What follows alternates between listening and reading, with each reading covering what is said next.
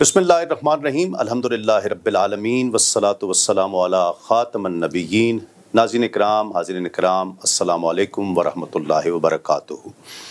मैं आप सबका खैर मक़दम करता हूँ अपने ऑफिशियल यूट्यूब चैनल तस्लीम साबरी और अपने ऑफिशियल फेसबुक पेज तस्लीम साबरी पर। आज के प्रोग्राम की नौइयत बहुत ख़ास है। गुज़िश्ता एक माह से एक फितने का शिकार है तमाम उम्मत मुस्लिमा, तमाम उलमाए किराम और तमाम अवाम अहले सुन्नत ख़ास तौर पर, और जो ग़ुलामान सहाबा किराम हैं और जो ग़ुलामान अहले बैत अतहार हैं, इंतहाई तशवीश का शिकार हैं।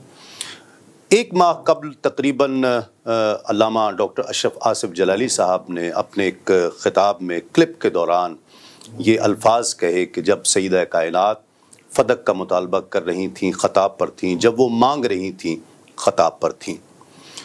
लफ्ज़ की अहमियत अपनी जगह है, लबो लहजा, बयान, उसलूब, ये सब अपनी जगह पर अहमियत के हामिल हैं। कई बार लफ्ज़ जो छोटे लफ्ज़ हैं, जो अच्छे लफ्ज़ हैं, अगर उन्हें भी बुरे अंदाज से अदा किया जाए तो वो अल्फाज की तौक़ीर को घटा देते हैं। अल्फाज को अदा करना, उसकी अदाई, उसका उसलूब, उसका अंदाज़े बयान, ये तय करता है, उसके मिजाज का तयन करता है उस जुमले के, उसके लफ्ज़ की, जो लबो लहजा इस्तेमाल किया गया। अल्फाज ने तो यकीनन लाखों करोड़ों दिलों को तकलीफ़ पहुँचाई है, लेकिन जो लहजे की और जो उसलूब की शिद्दत थी और जो सख्ती थी कि ख़ता पर थीं, जो बार बार तकरार के साथ कहा गया, नाज़रीन किराम, उससे लाखों करोड़ों क़ुलूब छलनी हुए, जिससे लोगों को इंतहाई तकलीफ़ पहुंची है, जिस पर उलमाए किराम ने भी रिस्पॉन्ड किया, तमाम उम्मत मुस्लिमा ने भी रिस्पॉन्ड किया, अपने अपने अंदाज में, अपने अपने कैपेसिटी में लोगों ने इस पर एहतजाज भी किया। हमारी खुशकिस्मती, खुश नसीबी के उलमाए अहले सुन्नत ने एक मौक़िफ़ रखते हुए, वाज़े मौक़िफ़ रखते हुए इसकी मुखालफत भी की, और अब इस नहज पर हम पहुँचे हैं कि इस हवाले से तफसीलात तय की जाएँ और उलमाए किराम से नफ्स मसला की फ़हम हासिल की जाए और इसका इरफान हासिल किया जाए। आज इस हवाले से जो शख्सियत अहद हाज़िर की इंतहाई मोतबर शख्सियत, बल्कि मैं मोतबर तरीन शख्सियात में उन्हें तसव्वुर करता हूँ, और आपके दिलों में भी उनका बेइंतहा एहतराम है, अदब है। हमारी खुशकिस्मती है कि आज उनके साथ एक प्रोग्राम करने का इसी मौजू पर मौका मिल रहा है कि जिन्हें हुज्जतुल इस्लाम कहा जाता है, जो मनाज़िर इस्लाम हैं, और पिछली 4-5 दहाइयाँ जिनकी दीन की तरवीज में, आका अलैहिस्सलाम की नामूस के दिफ़ा में, सहाबा किराम की नामूस के दिफ़ा में, अहले बैत अतहार की नामूस के दिफ़ा में वक्फ़ नज़र आती हैं।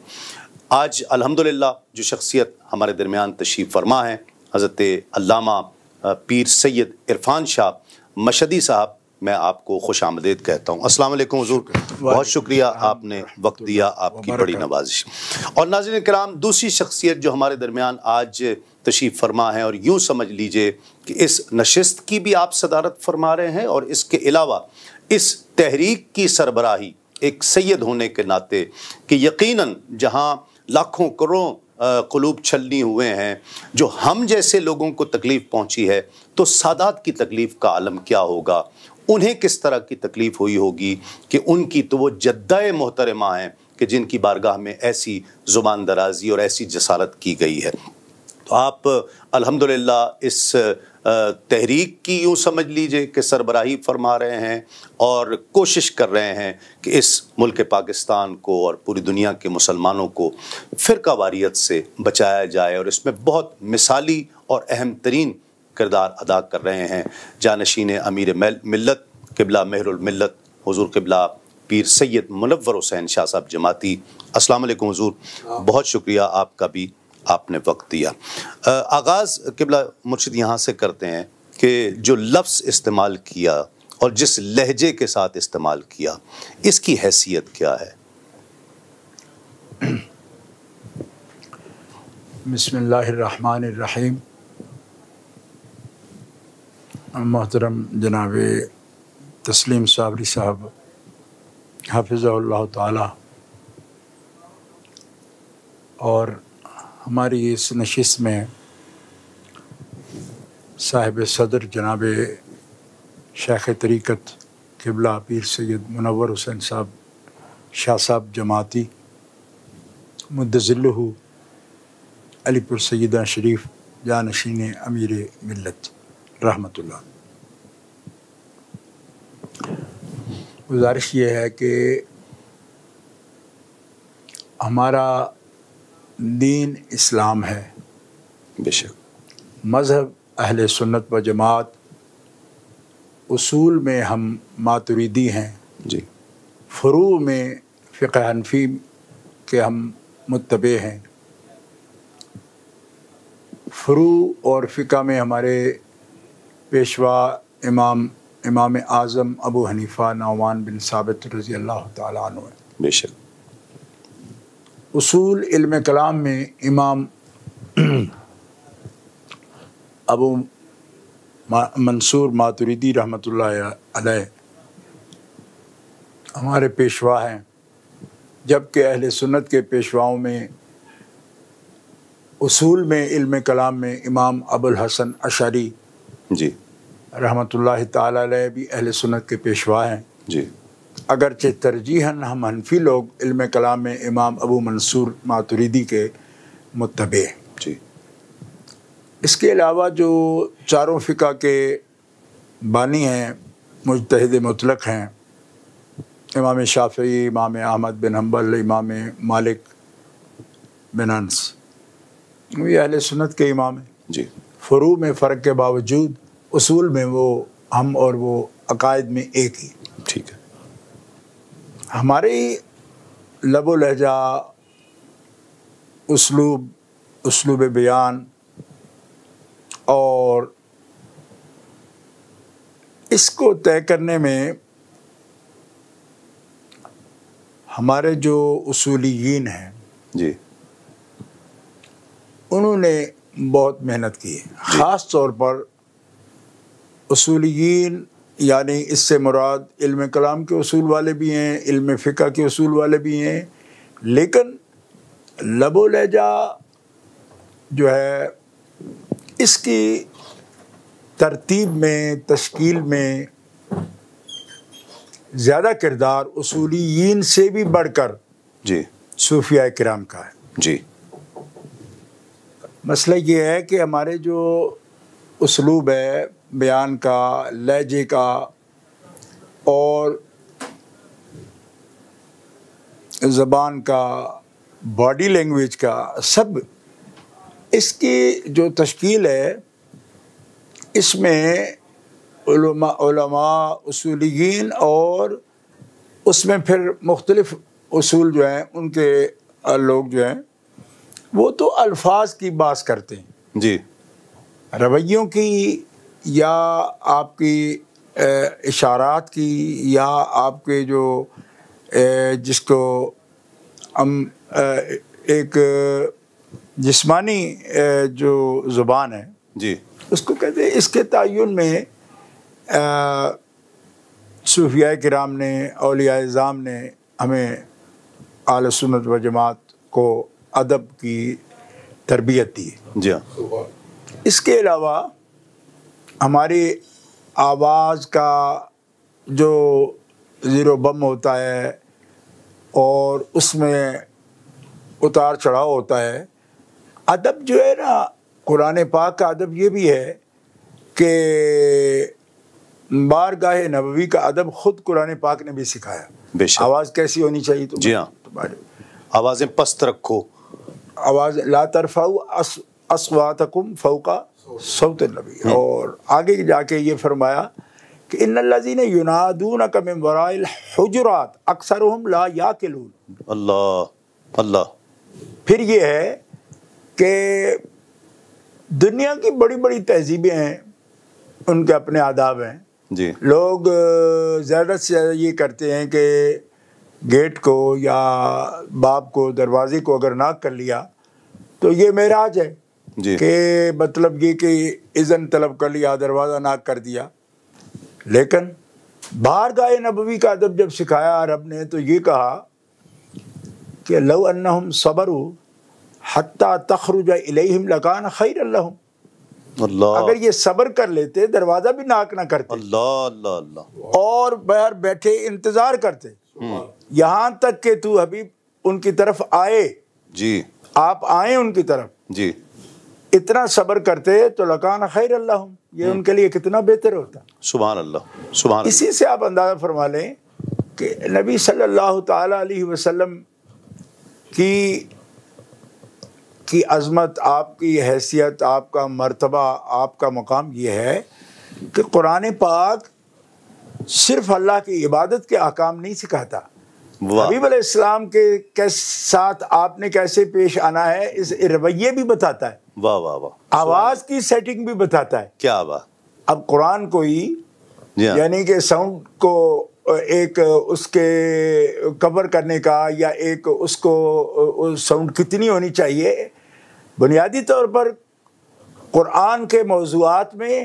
یہ بات کتنی اہمیت سے بیان ہو یہ صاحب نظر لوگ جانتے ہیں، جی ہاں لیکن بارگاہ نبوی کے آداب میں وہ اس قدر جو کنٹرول ہے، اور صحابہ کرام نے، اہل بیت اطہار نے یہ سب کر کے دکھایا۔ جی ہاں احادیث میں اسی لیے آتا ہے کہ جب وہ آپ کی محفل میں ہوتے تھے ایسا لگتا ہے جیسے ان کے سروں پر کوئی پرندے بیٹھے، اللہ اللہ اللہ ان آداب اللہ، کے ساتھ۔ جی ہاں اور چند خواص کے علاوہ آپ کی یعنی براہ راست چشمان مبارک سے آنکھیں ملا کے کوئی بات ہی نہیں کر سکتا تھا، جی ہاں اور اس میں کوئی ایک دنیا کے دربار کا منظر نہیں تھا، جی ہاں یعنی آداب تھے، جی ہاں اور یہی حدیبیہ کے مقام پر جو کچھ بیان کیا وہ بھی ہے۔ جی ہاں تو بہرحال یہاں اس میں تفصیل بہت ہو بھی گئی اور اس سے زیادہ ضرورت نہیں سمجھا میں، یہ ایک ایسے آیات ہیں، نصوص ہیں کہ جو ملت کی رہنمائی کرتے ہیں۔ ٹھیک، اچھا جو عرض کر رہا تھا، اس میں جو جلالی صاحب کا جو انداز تھا اور جو لب و لہجہ تھا، جی لوگ کہتے ہیں جی ہمیں اس سے بھی لفظوں سے زیادہ اس لہجے کی بھی تکلیف ہوئی ہے، جس طرح آپ نے بھی فرمایا کہ ہمیں ادب سکھایا گیا ہے۔ ادب، بات یہ ہے کہ دیکھیں میرا بنیادی طور پر طریق یہ ہے کہ نظریے کو میں پرکھنے کا، جائزہ لینے کا، جانچنے کا میں حامی ہوں۔ ٹھیک ہے، شخصیات پر زیادہ بحث کرنے کو میں مفید نہیں سمجھتا کہ فلاں آدمی کا لہجہ یہ کیسا ہے، وہ کیسا بولا۔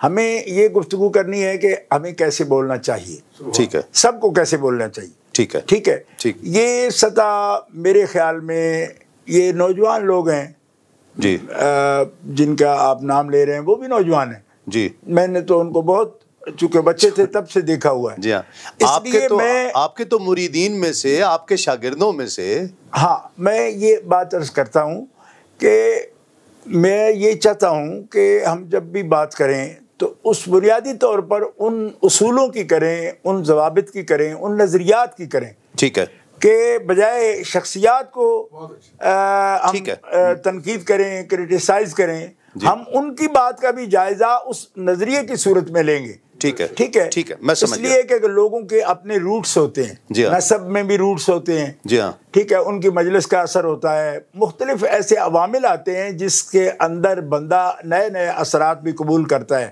ٹھیک ہے، بحث کے، ڈیبیٹ کے۔ جی تو میں یہ آپ سے عرض کرتا ہوں کہ جو کچھ ہم نے دیکھا بار بار، چونکہ آج سوشل میڈیا ہے، بڑا ایکٹیو ہے، جی ہاں، اور بار بار ان کے وہ جو ہے نا کلپس بھی دیکھے، یہ چیزیں سامنے آئیں، تو میں یہ علی وجہ البصیرہ جی بالکل یہ بات عرض کر سکتا ہوں کہ سیدہ پاک کے جو آداب ہیں نا، جی وہ ہمیں باوجود اس کے کہ سیدہ طیبہ طاہرہ وہ نہ تو نبیہ ہیں، جی بے شک، ٹھیک ہے جی، بے شک، اور نہ وہ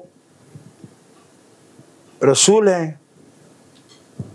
صاحب شریعت ہونا، صاحب وحی ہونا، یہ عقیدے نہیں ہمارے، جی ٹھیک ہے، ٹھیک ہے، عورتوں میں نبی کوئی ہوئی نہیں۔ ٹھیک ہے، دوسرا معصوم شرعی وہ نہیں ہے، جی معصوم شرعی صرف انبیاء کرام ہیں، رسول اعظام ہیں، ملائکہ ہے، جی بے شک، یہ معصوم شرعی ایک مستقل اصطلاح ہے، جی ہاں، ٹھیک ہے جی، وہ نہیں ہے۔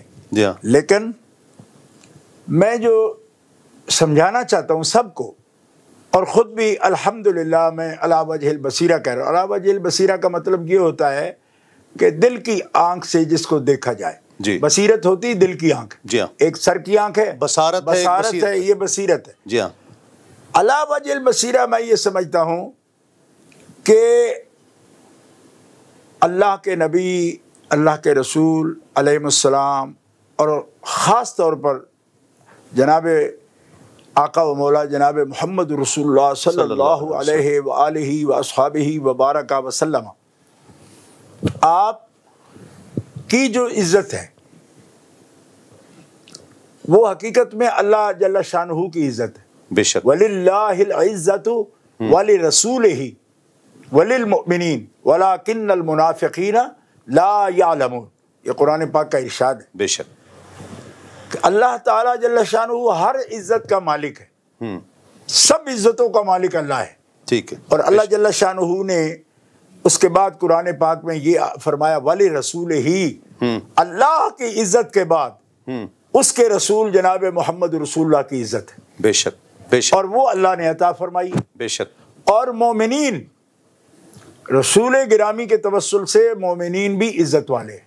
بے شک، اسی لیے یہ بات جب ہم مقدسات کی بات کرتے ہیں تو ہم یہ بھول جاتے ہیں کہ مومن سارے کے سارے، امت ساری کی ساری، وہ بھی عزت کے لائق ہے حضور کے وسیلہ سے۔ بے شک، اور نبی صلی اللہ علیہ وسلم کی یہ حدیث پاک موجود ہے کہ اے کعبہ تیری بڑی حرمت ہے، جی لیکن ایک مسلم کی جو عزت ہے، اس کا مال ہے، اس کی عزت ہے، اس کا خون ہے، جی، اس کی حرمت تم سے بھی زیادہ ہے۔ ٹھیک، یعنی کعبے کی حرمت سے زیادہ تو ایک مومن کی حرمت ہے۔ جی، اور اس کو کئی احادیث مبارکہ میں رسول پاک صلی اللہ علیہ وسلم نے وضاحت فرمائی، عرفات کے دن بھی فرمائی، ٹھیک ہے، یعنی یوم عرفہ کو فرمائی، میدان عرفات میں فرمائی، جیسے یہ دن عزت والا ہے، جیسے یہ شہر عزت والا ہے، منتھ، مہینہ، جی ہاں، اور جیسے یہ رب کا گھر بیت اللہ عزت والا ہے۔ جی، اے کعبہ گواہ رہنا، محمد رسول اللہ ایک انسان کی تکریم بتا رہے ہیں،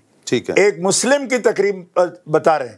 ٹھیک، جب ایک ہمارے جیسا جی، ایک سادہ مسلم جی، کو علم فضل نہ رکھنے والا، اس کی مال جان اور اس کی عزت کی حرمت جی، اگر رسول اللہ فرما رہے ہیں کعبے سے زیادہ ہے، تو جو خلاصہ کائنات کا جگر ہے، ہائے ہائے ہائے، قلب ہے، ہائے ہائے، اور یہ کوئی بلاغت نہیں، یہ کوئی خطابت نہیں، جی ہاں، یہ دلائل ہیں۔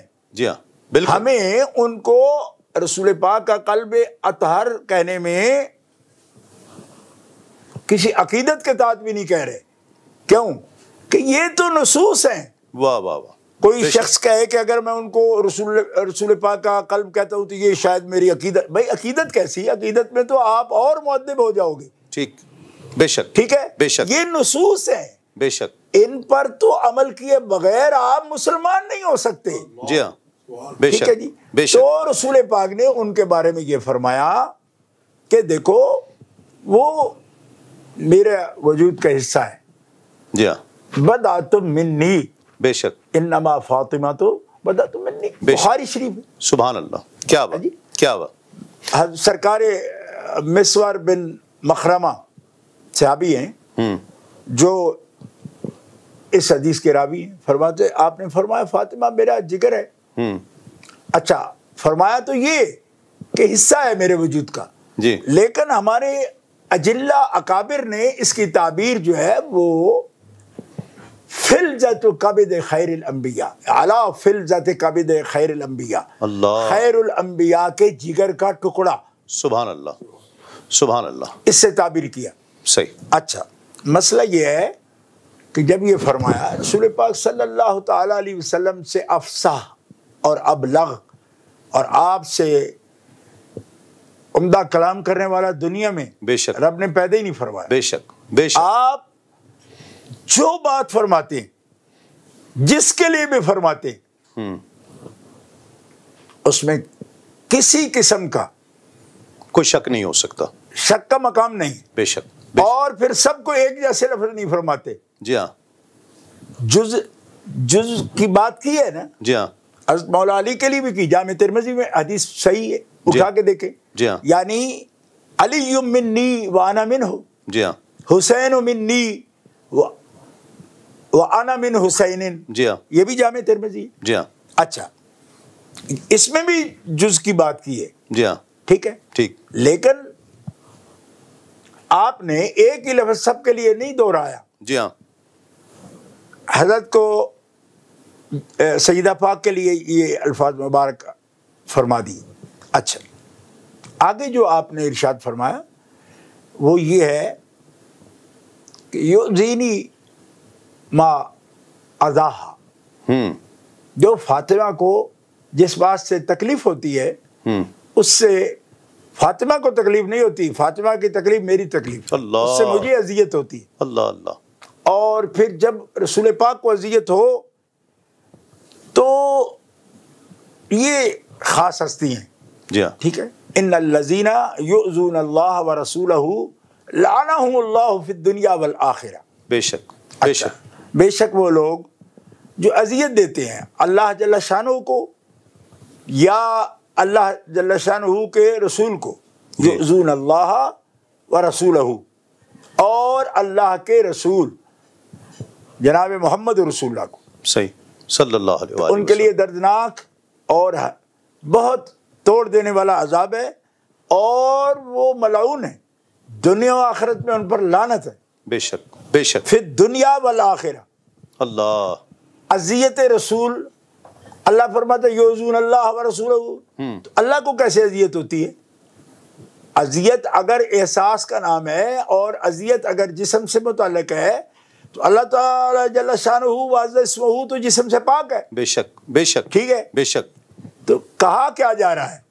حضور فرما رہے ہیں فاطمہ کو اذیت، محمد صلی اللہ علیہ وسلم کو اذیت ہے، اور خدا پاک یہ فرما رہا ہے محمد صلی اللہ علیہ وسلم کو اذیت جو ہے وہ تم مالک کو ایذا پہنچا. اب یہ ہماری ساری گفتگو میں رہنما ہوگا جو آپ نے مقدمہ قائم فرمایا ہے. بالکل. اس کی روشنی میں ان ایسے الفاظ اگر کوئی بھی ادا کرے، جس طرح آپ نے فرمایا کہ ہم کوئی شخصی بات نہیں کریں گے، ہم عقیدے پر بات کریں گے اور جملوں پر ایسے نظریے پر کریں گے، نظریے پر کریں، کسی باشد کوئی بھی ہو. جی بالکل. ہمیں سب کو یہ بتانا ہے. آپ اس کا حکم بتائیں گے کہ بھئی یہ حکم ہے. انشاءاللہ. آپ اگر کوئی شخص یہ لفظ استعمال کرے کہ فدق مانگتے ہوئے خطاب پر تھیں، جب مانگ رہی تھیں خطاب پر تھیں، اور بعد میں کچھ جملے جب تعویلات اور توجیحات شروع ہوئیں تو اس میں یہ جملہ بھی آیا کہ سیدنا صدیق اکبر رضی اللہ تعالیٰ عنہ نے سیدہ فاطمہ الزہرا رضی اللہ تعالیٰ عنہ کو لقمہ حرام سے بچایا. یہ الفاظ سخت ہیں، حضور نبی کریم صلی اللہ علیہ وآلہ وسلم کو ایذا پہنچانے والے ہیں، اور اس کا حکم کیا ہوگا؟ دیکھیں، اس میں اسی مقدمہ سے کچھ حصہ آپ کے سامنے پیش کرتا ہوں. وہ یہ ہے کہ یہ اہل بیت اطہار کے جو نفوس ہیں، نفوس زکیہ کہیں یا قدسیہ کہیں، ایک خاص طہارت کے حامل ہیں. اللہ اللہ اللہ. ٹھیک ہے. جی بے شک. ان کے لیے باقاعدہ قرآن مقدس میں یطہرکم تطہیرا جی کے کلمات مبارکہ موجود ہیں. جی. اچھا، ابھی نمونے کے طور پر میں کچھ باتیں عرض کروں گا اختصار وقت کا ملحوظ رکھتے ہوئے. بات یہ ہے کہ ہم جب بھی خیر القرون کے بات کریں گے، جی، یعنی نبی کریم صلی اللہ علیہ وسلم کا ارشاد گرامی ہے خیر القرون قرنی. بے شک. اس زمانے کے لوگ، اس زمانے جی، جس میں نبی کریم صلی اللہ تعالی علیہ وسلم کی انفاس نفیسہ بے شک بے شک سے وہ قرن، جی، حیات ظاہرہ کے ساتھ، جی،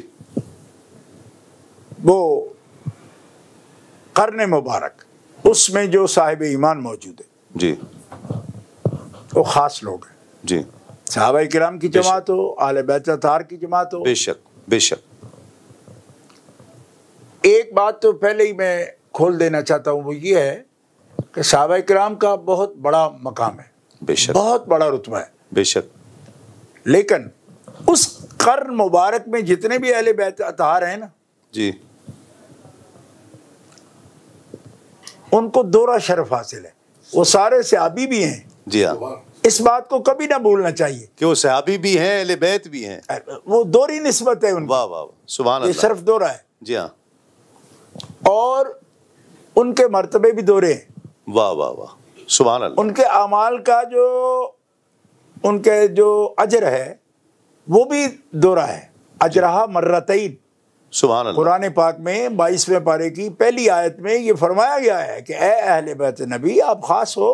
جی اور یہاں پہ امہات المومنین کو مخاطب کرتے ہوئے قرآن پاک یہ کہہ رہا ہے کہ من یقنت منکن للہ ورسولہ وتعمل صالحا نؤتها اجرها مرتین.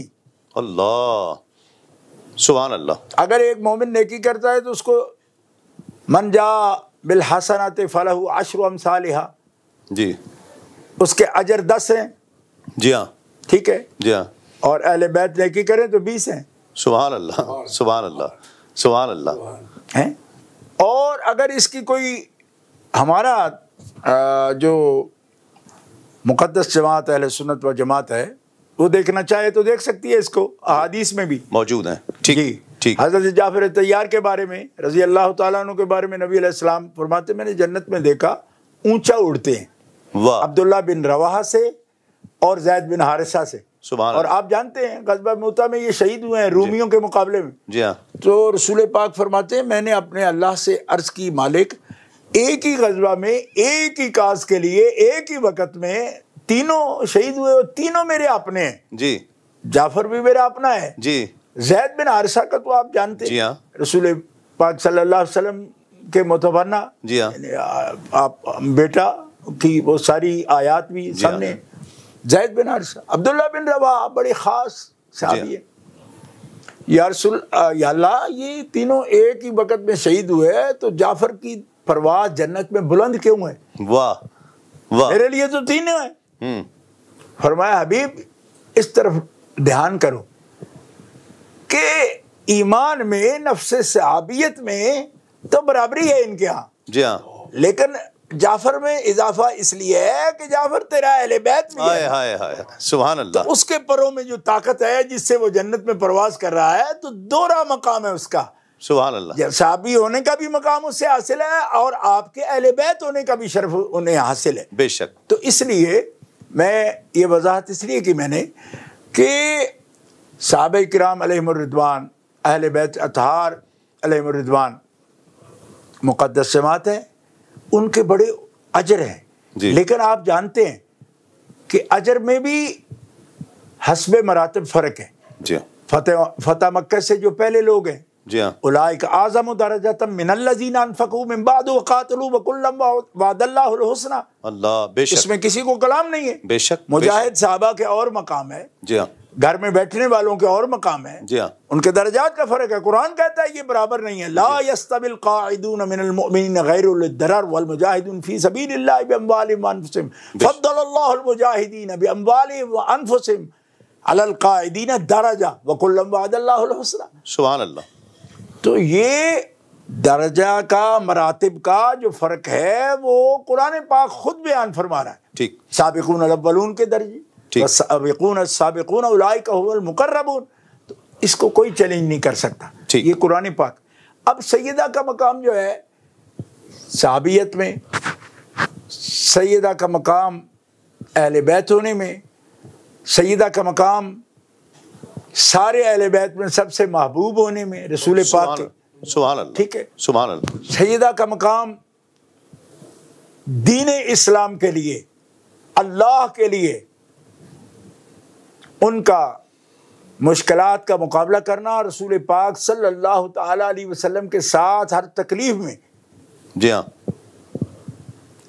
بیت اللہ شریف کے صحن میں جب کسی نے آپ پر کچھ ایسی نامناسب چیز ڈالی جی، تو اتارنے والی 5-6 سال کی بچی یہ خاتون جنت تو ہے. اللہ اللہ. 3 سال ابا جان کے ساتھ شیخ ابی طالب میں مکے والوں کو بائیکاٹ برداشت کرنے والی یہ سیدہ تو ہے. بے شک بے شک. اور بہنوں کو تلقین کرنے والی کہ اپنی بھوک اور اپنی پیاس کو رسول اللہ صلی اللہ علیہ وسلم کے سامنے ظاہر نہ ہونے دینا. اللہ. تو عمر میں چھوٹی ہو بڑی بہنوں کو تلقین کرے. کیا بات، کیا بات، کیا مقام، کیا مقام. یعنی اگر کوئی یہ سمجھتا ہے کہ کوئی ایسی تکلیف بھی ہے جو دوسرے مسلمانوں تو برداشت کی، سیدہ نے نہیں کی. جی. ہم یہ بات میں عرض کرنا چاہتا ہوں اور سب کی خدمت میں عرض کرنا چاہتا ہوں، نوجوان علماء کو، بچوں کو، سب کو سمجھانا چاہتا ہوں کہ دیکھو، ہم بحیثیت سید کوئی جذباتی بات کر رہے ہوں اور جذباتی لگاؤ ہم رکھتے ہوں تو اس کا اظہار کرتے ہوں، وہ تو بات ہی بڑی بات کی ہے اور دور کی ہے. جی ہاں. ان کی خدمات ایسی ہیں کہ انکار کر کوئی نہیں سکتا. اس میں نہ کوئی اولاد ہونے والی بات ہے، نہ سید ہونے کی وجہ سے ہم یہ بات کر رہے ہیں. مجھے آپ بتائیں کہ یہ 3 سال جو بائیکاٹ کے ہیں، نہیں تو آپ کو کتنا عرصہ ہوا سب گھروں میں بیٹھے ہوئے، 2 مہینے 3 مہینے ہوئے ہیں، تو کیا حالات ہو رہے ہیں آپ کے؟ 3 سال کتنے ہوتے ہیں؟ شیب ابی طالب میں آپ کے ایک فون پر گھر میں ڈیلیوری آ جاتی ہے. جی ہاں. پھر بھی آپ شکوہ کناں ہو کہ جناب کیا ہے، بندشیں ہیں. جی ہاں. اور وہاں تو بائیکاٹ تھا، سوشل بائیکاٹ. سوشل بائیکاٹ میں اور عمر مبارک کیا ہے سیدہ کی. اور جن کو احساس ہو اللہ کے رسول کی تکلیف کا، کہ ان کو پریشانی، اپنا پریشان چہرہ دکھا کے ہمیں ان کو پریشان نہیں کرنا. صحیح. بے شک، بے شک. یہاں ارباب فکر و دانش کو اور دانش و بینش کو اور اصحاب علم کو میں یہ بتانا چاہتا ہوں کہ وہ سابقون الاولون میں بھی ہیں. جی ہاں. سابقون الاولون میں بھی ہیں، ہر قربانی میں شامل ہیں، تفہیم دین میں براہ راست رسول اللہ صلی اللہ علیہ وسلم سے اکتساب فرما رہی ہیں. جی ہاں. آپ کے سامنے تربیت پا رہی ہیں، آپ سے تعلیم پا رہی ہیں، اور آپ کی نگاہوں سے آپ فیض حاصل کر رہی ہیں. ان مراحل کو کبھی نہ بھولنا چاہیے. بے شک، بے شک. اور آپ کی خوشی، آپ کا غم اور آپ کی تکلیف، جو چیز آپ کو غصہ دلاتی ہے، جو شخص حضور کے وجہ سے آپ سے محبت کرتا ہے، جی، ان سب باتوں کی نسبت حضور نے اپنی طرف کی. اس سے عقیدت رکھنا، یہ مجھ سے عقیدت ہے. بے شک. اس کے خلاف ہونا میرے خلاف ہونا ہے، اس کو اذیت دینا مجھے اذیت دینا ہے. اب میں اس طرف آتا ہوں کہ جب یہ شان ہے تو آپ کوئی بھی شخص ہو، یا اس وقت جس شخص کی بات نے پورے ملک میں فتنہ کھڑا کر دیا، جی، دلوں کو زخمی کر دیا، میں یہ بات کرنا چاہتا ہوں کہ سیدہ پاک کی خطا کا لفظ بولنا صریحاً بے ادبی ہے، گستاخی ہے. اللہ. آپ کی شان کے لائق ہی نہیں ایسا کلمہ. اللہ. اس پر ہمارے نوجوان علماء سیکھ پا ہو رہے ہیں، مدرسوں میں بیٹھے ہوئے، وہ کہہ رہے ہیں کہ جناب یہ تو پھر آپ ان کو معصوم مان رہے ہیں. معصوم ماننے کا سوال ہی نہیں ہے. اور پھر معصوم کوئی مانے گا تو اس کو کیا فائدہ ہوگا معصوم مان کے؟ کیوں کہ آپ بعد میں جو تشریحات کر رہے ہو اس میں تو معصوموں پر بھی خطا کا لفظ بول رہے ہو، تو معصوم کہنے سے کسی کا کیا فائدہ ہے؟ اللہ. اللہ. اللہ. یا تو پھر معصوموں کو پر آپ خطا کا لفظ نہ بولو. جب معصوموں پر بھی بول رہے ہو تو معصوم کہہ کے بھی کسی کا کیا فائدہ ہے؟ جی ہاں. اور اہل سنت و جماعت تو کہیں گی نہیں. صحیح. کیونکہ ان کو پتہ ہے کہ عصمت جو شرعی ہے نا، معصوم شرعی، یہ بات یاد رکھیں، معصوم شرعی جس کو بولتے ہیں وہ انبیاء کرام ہیں، رسول اعظام ہیں اور ملائکہ کرام ہیں. جی ہاں. ٹھیک ہے. اس لیے آپ جو اس کو فوراً اس معنی میں لے لیتے ہو، یہ تو معصوم ماننے والی بات ہو گئی. ہاں۔ وہ معصومانی والی بات ہو گئی. کیوں کہ جن کو آپ معصوم کہہ رہے ہو جی ہاں، ان کو بھی خطا پر کہہ رہے ہو اور دلائل دے رہے ہو. جی فلاں مولوی صاحب نے تفسیر میں لکھا ہے، فلاں نے فلاں کتاب میں لکھا ہے کہ وہ انبیاء سے خطا ہوتی ہے، اور اس کو بھی آپ بغیر کسی قید کے کہہ رہے ہو. جی ہاں، اور بغیر قید کے انبیاء کرام علیہ السلام یا رسول اعظام علیہ السلام کے بارے میں خطا کی بات کرنا بغیر قید کے. ایک شخص کہنے لگا قید تو اجتہادی کی لگا رہے ہیں کہ خطا اجتہادی لکھا ہے. او خدا کے بندے، خطا اجتہادی تو وہاں ہو سکتی ہے جہاں اجتہاد ہو. اللہ. تو کیا انبیاء کرام امور شریعت میں، احکام شریعت میں اجتہاد کرتے ہیں؟ یعنی کچھ ہوش سے بات کرو. انبیاء کرام تو اللہ کے اذن کے بغیر ایک قول نہیں کرتے. جی ہاں، اجتہاد کیا چیز ہوتی ہے؟ صحیح. اور یہ جو اجتہاد کے لفظ آپ دیکھ رہے ہو، اس میں غور کرو کہ یہ اجتہاد وہ اجتہاد نہیں ہے کہ جس کو قرآن، سنت، اجماع امت کے بعد چوتھے درجے میں قیاس میں جو اجتہاد آتا ہے مجتہد کا، جی، وہ اجتہاد والا مطلب اصطلاحی اجتہاد وہ مراد نہیں لیا جاتا. اس میں جہد کے معنی میں آتا ہے کوشش. کیسے؟ بطور مثال سمجھ لو. یہ لغوی اجتہاد ہے جس کو آپ اصطلاحی اجتہاد کہہ رہے ہو. کیوں کہ انبیاء کرام تو صرف وحی کے تابع ہیں، اللہ کی وحی کے تابع ہیں. جی، تو جہاں وحی موجود ہوگی وہاں اجتہاد کا کیا مطلب ہوگا؟ اور جو وحی کی تفہیم میں یا نبی صلی اللہ علیہ وسلم یا انبیاء کرام علیہ السلام کی تعلیمی زندگی اور تعلیمی حیثیت میں جو تفہیم کے لیے کوشش کریں گے وہ لغوی اجتہاد ہے. جیسے وہی جب نبی کریم علیہ الصلوۃ والسلام پر نازل ہوتی ہے، آتی ہے وہی آپ کے پاس، تو آپ اس کو جلدی سے دہراتے ہیں. اللہ تعالیٰ فرماتا ہے حبیب آپ کوشش نہ کریں اس کے لیے، لا تحرک بہ لسانک لتعجل بہ. آپ اس میں کوشش فرما رہے ہیں کہ میں اس کو حفظ کروں اور تاکہ بھولے نہیں. تو اس کا انحصار آپ کے تیز پڑھنے پر یا پورے دھیان لگانے پر نہیں. ان علینا جمعہ وقرآنہ فاذا قرأناہ فاتبع قرآنہ ثم ان علینا بیانہ. اس کو کھول کر آپ کو تعلیم دینا، سکھانا، پڑھانا، اور ایسا پڑھانا کہ جو کبھی بھولے ہی نہیں. یہ کوشش پر اس کا انحصار نہیں، یہ رب کی عطا پر ہے، سبحان اللہ، اللہ کے فضل سے. لہذا کوشش وہ جو لغوی تھی نا، جی، لغوی جہد کے معنی میں، اس سے بھی روکا جا رہا ہے. کیوں؟ اس لیے کہ یہ تو اللہ تعالیٰ کا فضل ہے. وہ پڑھانے والا ایسا ہے کہ کبھی بھولے گا نہیں، اور سمجھانے والا ایسا ہے کہ کوئی گوشہ اس کا اور کوئی پہلو بھی چھپا نہیں رہے گا. صحیح. اور پھر قول کی، عمل کی یہ سند عطا فرما دی. یہ ہے معصوم. آپ کیا کہہ رہے ہو کہ امور شریعت میں، احکام شریعت میں، تبلیغ دین میں ممکن ہی نہیں خطا،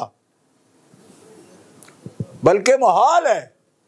کیوں کہ اگر یہ تقریریں بار بار دہراتے رہو گے تو یہ سوال ہے پوری دنیا کے مستشرقین کا کہ اگر ان سے خطا ممکن ہے تبلیغ دین میں، امور شریعت میں، احکام شریعت میں، تو پھر قرآن کی سند کیا ہے، تورات کی سند کیا ہے، زبور کی سند کیا ہے، انجیل کی سند کیا ہے، اس کا اعتبار کیا ہے، اس کا اعتماد کیا ہے.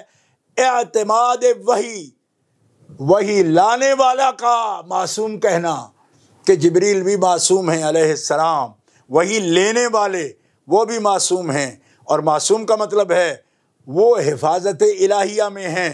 حفاظت الہیہ ان سے کبھی منفک نہیں ہوتی، انفکاک نہیں ہوتا، اس کا زوال نہیں ہوتا، کیونکہ حفاظت کرنے والا خود رب ہے.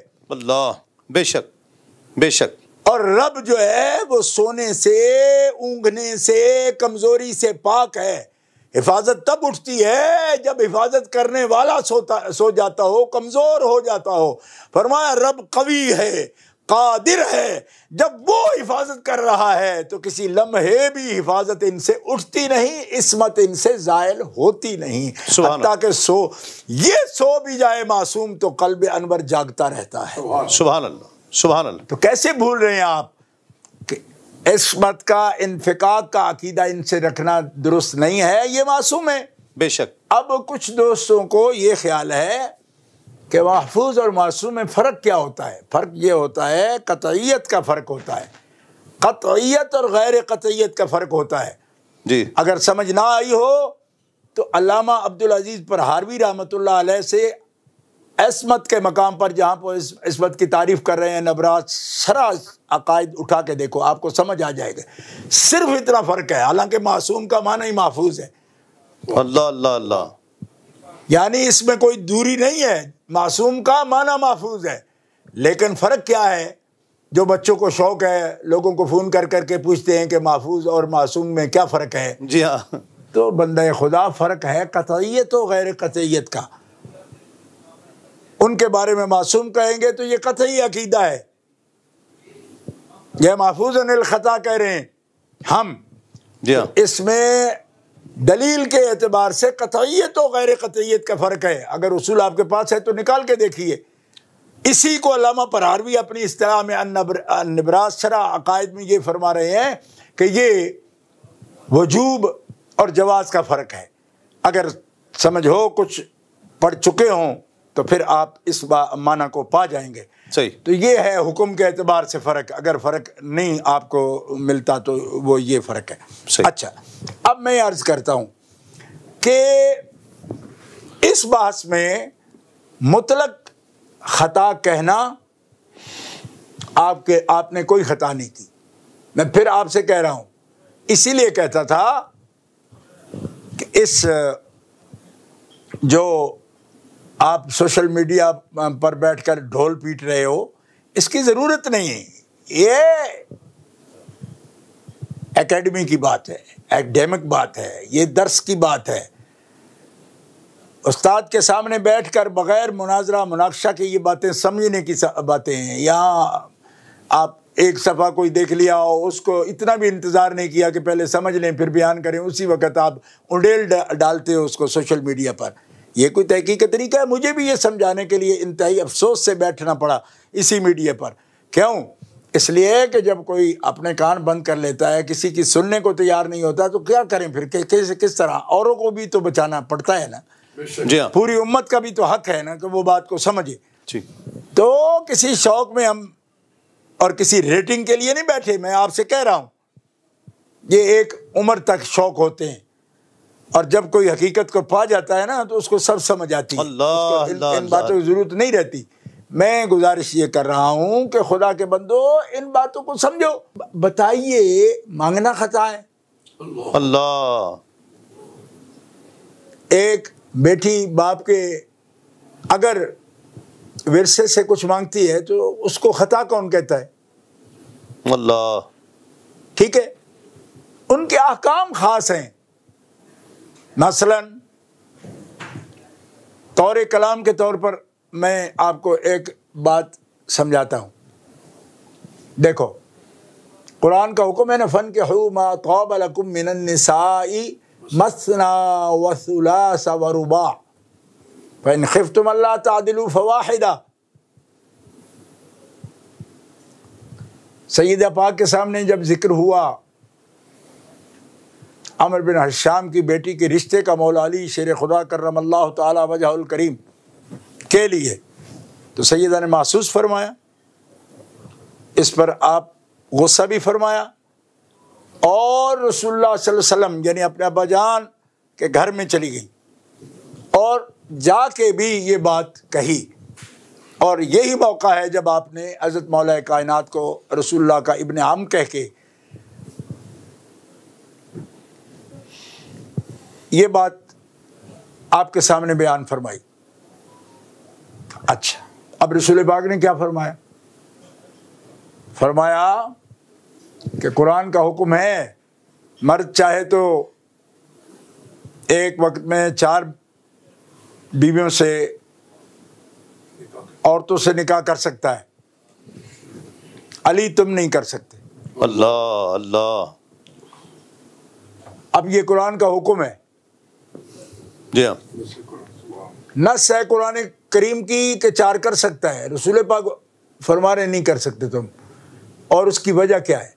وجہ ہے فاطمہ کی غیرت۔ اللہ اللہ اللہ، سبحان اللہ۔ اسے اچھا نہ لگا تو جس سے تم نکاح کرو گے اس کا کچھ نہیں بچے گا۔ اللہ، کیوں؟ اس لیے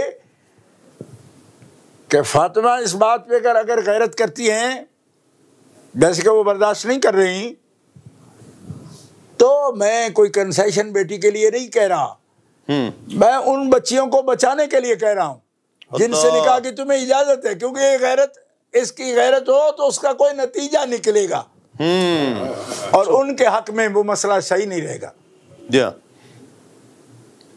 یہ باقاعدہ روایات میں یہ بات موجود ہے۔ میں اس وقت چونکہ ایک پروگرام میں بیٹھا ہوں، جو بھی بچہ اس کو دیکھنا چاہے میں نہایت ہمدردی سے کہہ رہا ہوں۔ اچھا، تو کیا سیدہ نہیں جانتی تھی اس بات کو؟ اپنی زندگی میں جانتی ہیں جی ہاں، کہ آپ کے لیے بھی قرآن پاک کے حکم میں خاص کیا گیا آپ کو۔ جی ہاں، اچھا، تو جو قرآن پاک کے حکم میں خاص کیا گیا آپ کو، اب اسی قرآن میں رسول پاک کا یا حدیث مبارکہ میں ذکر آ جائے گا کہ ان کا ترکہ یا ورثہ جو ہے نا وہ منتقل نہیں ہوتا، جی ہاں، تو ان کو دشواری نہیں اس بات کو قبول کرنے میں۔ وہ اپنی زندگی میں دیکھ چکی ہیں کہ حکم قرآنی کی موجودگی میں بھی ہم خاص ہیں، ہمارے حکم خاص ہیں۔ واہ واہ واہ، سبحان اللہ، سبحان اللہ۔ آپ کیوں اتنی دقت میں پڑ کے اور اتنی دور ازکار بات کو لا کے اور اس پر مصر ہو رہے ہیں؟ وہ جانتے ہیں ان سب باتوں کو۔ اچھا، اور اس کی مثالیں اور بھی موجود ہیں قرآن شریف میں، لیکن میں اس وقت جو ہے نا بات کو ایک اختصار کے پیش نظر عرض کر رہا ہوں۔ اچھا، آپ کہہ رہے ہیں کہ وہ خطا پر تھی، کس بات میں خطا پر تھی؟ تعین کیجیے، خطا پر تھی۔ پھر آپ خطا پر جب 2 دن گزر گئے تو آپ کہہ رہے ہو بے خطا تھی، تو خود ہی بتائیے جب خطا پر تھی پھر بے خطا کیوں کہہ رہے ہو؟ اچھا، تیسرے نمبر پر آپ یہ کہہ رہے ہو کہ یہ خطا اجتہادی پر تھی۔ اچھا، اور اس پر آپ دکھا رہے ہو جی کہ علامہ فلاں بزرگ ہمارے اسی دور میں چند سال پہلے وصال جنہوں نے فرمایا انہوں نے یہ لکھا، فلاں بزرگ نے لکھا، کوئی 9ویں صدی بزرگ کا حوالہ ابھی مجھے ایک دوست میرے بھائی ہیں وہ مجھے بتا رہے تھے کہ یہ تو فلاں نے بھی لکھا فلاں۔ ایک بات تو آپ سب لوگ سمجھ لو، اور میرے بہت محبت والے نوجوان جو ہیں ان کو بھی مخاطب کر رہا ہوں۔ ابھی کچھ لوگ تو دوست دشمن کی تمیز ہی بھول گئے ہیں، جی ہاں، لیکن میں ان سے مخاطب ہوں جو ابھی نہیں بھولے۔ ان سے یہ کہتا ہوں کہ بندگان خدا دیکھو کہ خطائے اجتہادی، امکان کی بات، یہ ساری باتیں آپ کو کچھ ہوش ہے کہ آپ کس کی وکالت کر رہے ہو؟ اللہ اللہ اللہ، آپ کو معلوم ہی نہیں۔ اللہ، اور میرے لیے اس کا احساس ہونا بڑا تکلیف دہ تھا۔ ہمارے پنجاب میں کہتے ہیں اور تینوں گلیا سی لال خریدنے نو تے در بیٹھے ہنگ جوین۔ اللہ، اللہ کے بندو، یہ موقف کہ خطا اجتہادی ہے، یہ سپورٹ کس کو کرتا ہے؟ کچھ سمجھ ہے آپ کو؟ آپ کہہ رہے ہو جی فلاں تو رافضیوں کے ساتھ بیٹھ گیا، فلاں کے ساتھ بیٹھ گیا۔ آپ جو کر رہے ہو یہ آپ وکالت ہی رافضیوں کی کر رہے ہو۔ اللہ اللہ اللہ، اور سن لو مجھ سے، میں جذبات میں نہیں کہہ رہا، سیدہ کا اجتہاد ثابت کرنا اور قول کرنا، پھر اس کو خطا اجتہادی سے تعبیر کر دینا جیسے کہ آپ کر رہے ہو، اس کا سب سے زیادہ فائدہ رافضیوں کو ہے۔ کیوں؟ کہ پھر وہ کہہ سکتے ہیں نا کہ مجتہدہ تو وہ تھی نا، پھر خطا پر تو تم کہہ رہے ہو نا۔ اس کا مطلب ہے جو بھی مجتہد کے قول پر عمل کرتا ہے اس کو بھی تو پھر ایک اجر ملتا ہے نا، اگرچہ وہ مجتہد مختی بھی ہو تب۔ اہل سنت کے اصول کے مطابق. اللہ اللہ. اس کا مطلب ہوا کہ شیعہ اگر بقول تمہارے سیدہ کے خطا کی بات کر کے جو اجتہاد مان رہے ہو، اس کو ہی قول اگر مختار مانا جائے، ان دوستوں سے بھی کہتا ہوں جنہوں نے ابھی ابھی ٹیلی فون پر مجھ سے اس کی بات پوچھی ہے، وہ بھی سن لیں اس کو غور سے، کہ اگر اجتہاد مانا جائے نا، خطا تو بعد کی بات ہے، صرف اجتہاد مان لیا جائے تو بھی ان کے اجتہاد کو جو فالو کر رہے ہیں، اس کے متبع ہیں، ان کے مقلد ہیں. اس ایک بات میں تو آپ پھر ان کو برا نہیں نہ کہہ سکتے. انہوں نے جو عقیدہ بنایا وہ بھی تو کسی کے اجتہاد پر بنایا ہے نا. جی شاید کہ اتر جائے تیرے دل میں میری بات. نوٹ کر میں کیا کہہ رہا ہوں اور ہم کیا کہتے ہیں. میں کیا کہہ رہا ہوں، آپ اس کی دلیلیں لا رہے ہو، جی فلاں نے خدا اجتہادی، فلاں نے اجتہادی. وہ اقوال نہیں دیکھے جاتے، مختار مذہب دیکھا جاتا ہے. آپ کو خود نہیں پتا، اقوال تو سینکڑوں مل جاتے ہیں ایک ایک مسئلے پر. بخاری شریف اٹھا کے دیکھو، اقوال ملے ہیں. یہ جناب فلاں محدث کہہ رہے ہیں حضور تو جسمانی معراج ہی نہیں ہوئی، بڑی بڑی ہستیاں کہہ رہی ہیں. تو اقوال پیش کرتے ہو یا مختار مذہب پیش کرتے ہو کہ جاگتے ہوئے سر کی آنکھوں سے عین ذات کو دیکھا اور ٹک ٹکی لگا کے دیکھا. کیا بات، سبحان اللہ. پچھلے اقوال سناؤ نا پھر، کہ جہاں سے حدیث شروع کی امام بخاری نے وہاں کتنے قول جمع کیے ہیں. تو قول نہیں دیکھے جاتے، مختار مذہب دیکھا جاتا ہے، امت کا اور جمہور کا مذہب دیکھا جاتا ہے. اب یہاں قول یاد آ گئے، جی فلانے صاحب کہہ رہے ہیں، فلانے صاحب کہہ رہے ہیں. فلانے صاحب جو کہہ رہے ہیں نا، وہ آپ کی بنیادیں ہلا رہے ہیں، ان کو تو سمجھ ہی نہیں ہے اس بات کی. خطائے اجتہادی ہو سکتی ہے، پر خطائے اجتہادی ہو تو تب نا جی کہ ہو گئی اور اسی کا رٹا لگا کے بیٹھ جاؤ. نہیں ہوئی کیوں کہ میں کہہ رہا ہوں اجتہاد ہی نہیں فرمایا. بیٹی باپ کا ورثہ مانگے تو اس میں اجتہاد کی کیا ضرورت ہے؟ کمال ہے. کل کو آپ کی بیٹیاں ورثہ آپ کے مانگیں گے تو وہ اجتہاد کریں گی. کسی اجتہاد کی ضرورت نہیں، کسی دلیل کی ضرورت نہیں. مسلمانوں کا معاشرہ ہے، سب کو پتہ ہے بیٹیاں وارث ہوتی ہیں. جی ہاں. بندگان خدا، اب آپ کہہ سکتے ہو نہیں جی وہ تو خاص بات تھی، چونکہ حدیث پاک ہے جو سیدنا ابو بکر صدیق رضی اللہ تعالیٰ نے پیش کی. تو جب تک پیش نہیں ہوئی تب تک کیسے خطا پر کہہ رہے ان کو؟ اللہ. اور پیش ہو گئی تو اس پر ایک کمنٹ بی بی پاک کا دکھاؤ. جی ہاں. واہ واہ واہ، سبحان. اور میں تمہیں یہ دکھاؤں گا کہ اس روایت جس پر تم بول رہے ہو اس میں لم تکلم کا لفظ ہے، پھر بات ہی نہیں کی. جی ہاں. بات نہ کرنا ان کی خطا ہے. اللہ. کس کو خطا کہہ رہے ہو؟ ہم کہہ سکتے ہیں، ہم کہہ سکتے ہیں، اور خدا زبان ساتھ ہے تو سب کچھ کہہ سکتے ہو. اللہ. ایسے نہیں ہوتا. اور پھر ایک بات بتاؤں آپ کو، آپ تو بڑی بڑی کتابوں کے حوالے دے رہے ہو سارے دوست. میں آپ کو یہ بات بتانا چاہتا ہوں کہ شیخ سعدی کی گلستان ہی پڑھ لو. اذا یائس الانسان طال لسانہ، جب انسان سے بات نہ بنے نا، مایوس ہو جائے تو اس کی زبان لٹک جاتی ہے، لمبی ہو جاتی ہے. یہ ہے کیفیت تم لوگوں کی. اللہ. اور پھر بنتے ہو کہ ہم بڑی دلیلیں دے رہے ہیں. دلیلیں کیا ہیں؟ خطا بتاؤ نا، کیا خطا ہے؟ خطا مطلق کا تم نے لفظ بولا، پھر خود بے خطا کہنے لگے دوسرے دن. تیسرے دن تم خطا اجتہادی پر آئے اور پھر اس پر کیا نمونے تم دکھا رہے ہو. یہ کہتے ہو جی خطائے اجتہادی تو انبیاء سے بھی ہوتی ہے، مطلق کہہ دیتے ہو. امور شریعت، احکام شریعت تبلیغ دین میں نہیں ہوتی، ناممکن ہے، محال ہے. یہ کہے بغیر کہہ رہے ہو کہ ان سے خطا اجتہادی ہوتی ہے. میں کہتا ہوں وہ اجتہاد کرتے نہیں، صرف تعلیم میں اجتہاد کرتے ہیں، اور وہ بھی اجتہاد لغوی. ٹھیک ہے. نبوت کی دو کیفیات بتا رہا ہوں، ایک تعلیمی کیفیت ہے اور ایک تبلیغی کیفیت. تبلیغی کیفیت میں تو خطا ممکن ہی نہیں ہے، اور تعلیمی کیفیت میں جس کو خطا باری تعالیٰ فرما دے، عصا بھی فرما دے، غوا بھی فرما دے، ازلہ بھی فرما دے. تو کبھی غور کیا جس کے لیے حوالہ آپ نعیم الدین صاحب مراد آبادی رحمۃ اللہ علیہ کے پیش کر رہے ہو، وہاں آدم علیہ السلام کی امت موجود تھی، آدم علیہ السلام تبلیغ کر رہے تھے.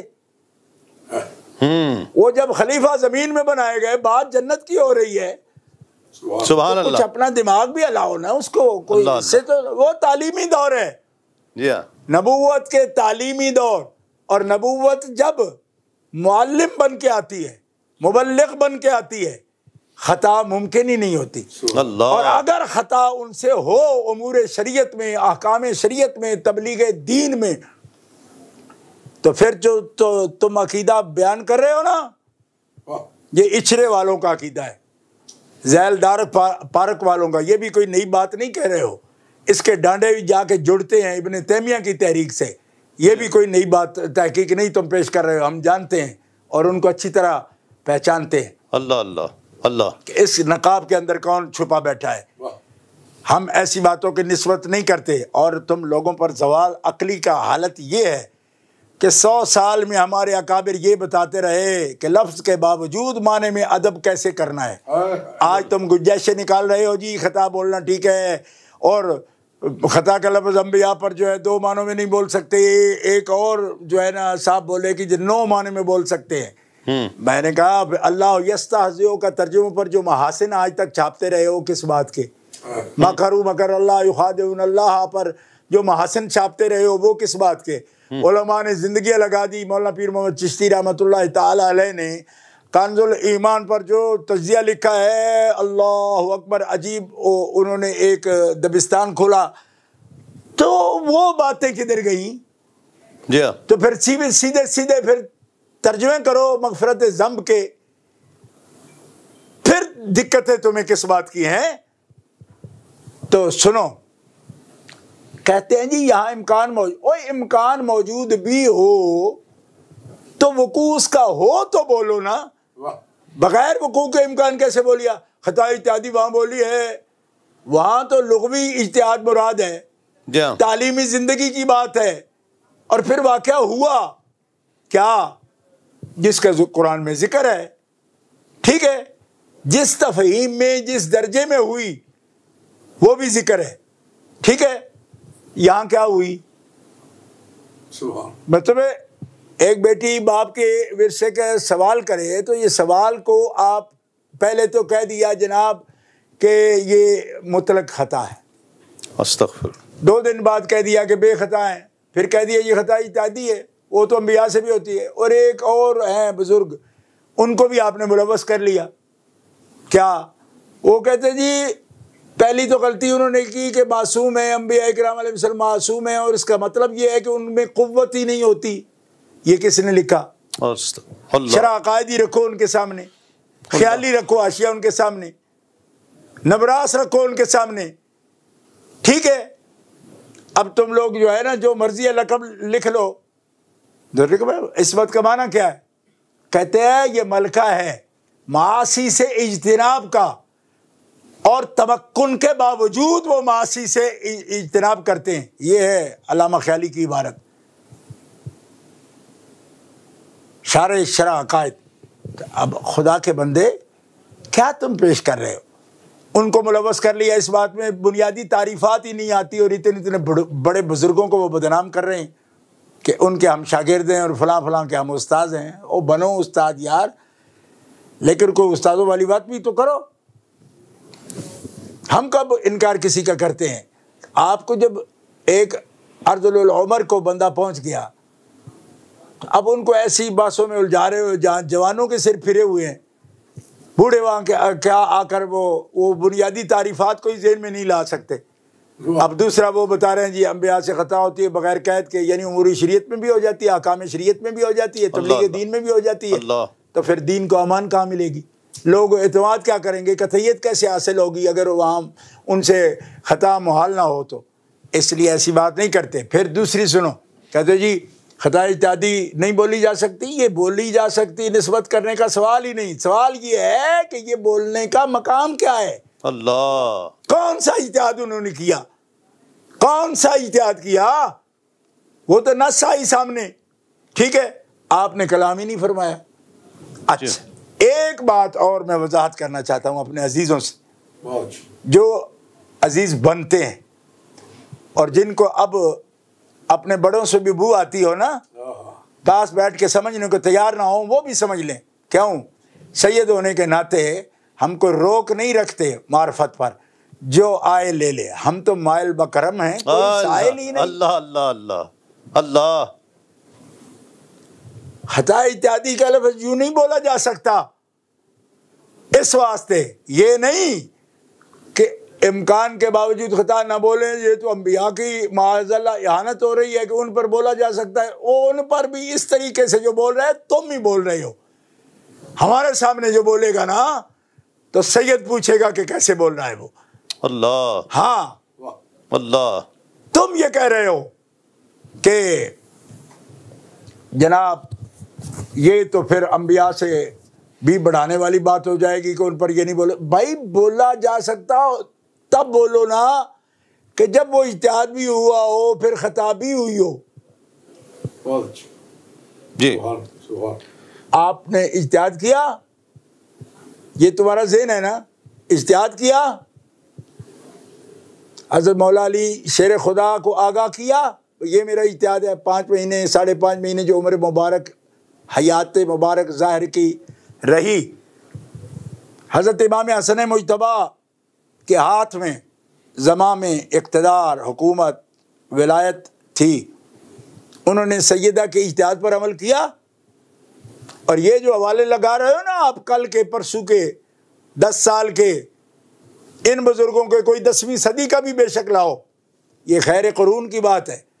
جب بھی پالا پڑے گا نا تو حوالہ خیر قرون سے دینا ہوگا، خیر القرون کرنی سے دینا ہوگا. ابو بکر صدیق کا لفظ دکھاؤ کہ خطا پر تھی. حضرت عمر کا بتاؤ، حضرت عثمان کا بتاؤ، حضرت ابو عبیدہ کا بتاؤ، حضرت عبد الرحمن بن عوف کا بتاؤ. بات صحابہ کی ہے، حوالے دے رہے ہو کل کے مولویوں کے. اللہ. تم کو پتہ ہی نہیں ہے جو اس وقت موجود ہیں، سامنے موجود ہیں. تو 10 صدیوں میں اگر کسی نے کوئی جرت ہی نہیں کی بولنے کی تو کس برتے پر بول رہے ہو؟ اور پھر کہتے ہو جی وہ بولا جا سکتا ہے، اور میں تو شیعہ کے جواب میں بول رہا ہوں.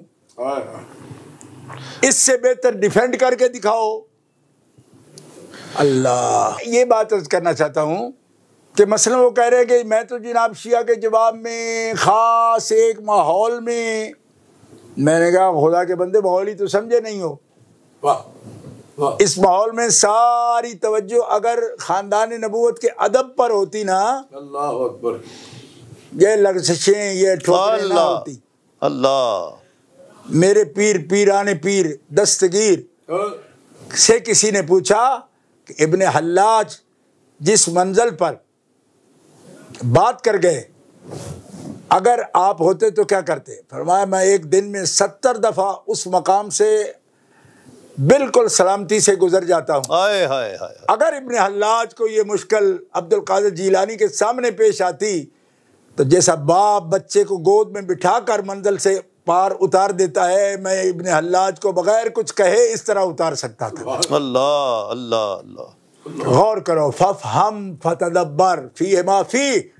غور کر میں کیا کہہ رہا ہوں. آپ کہہ رہے تھے میں تو شیعوں کے جواب میں بولنا پڑا.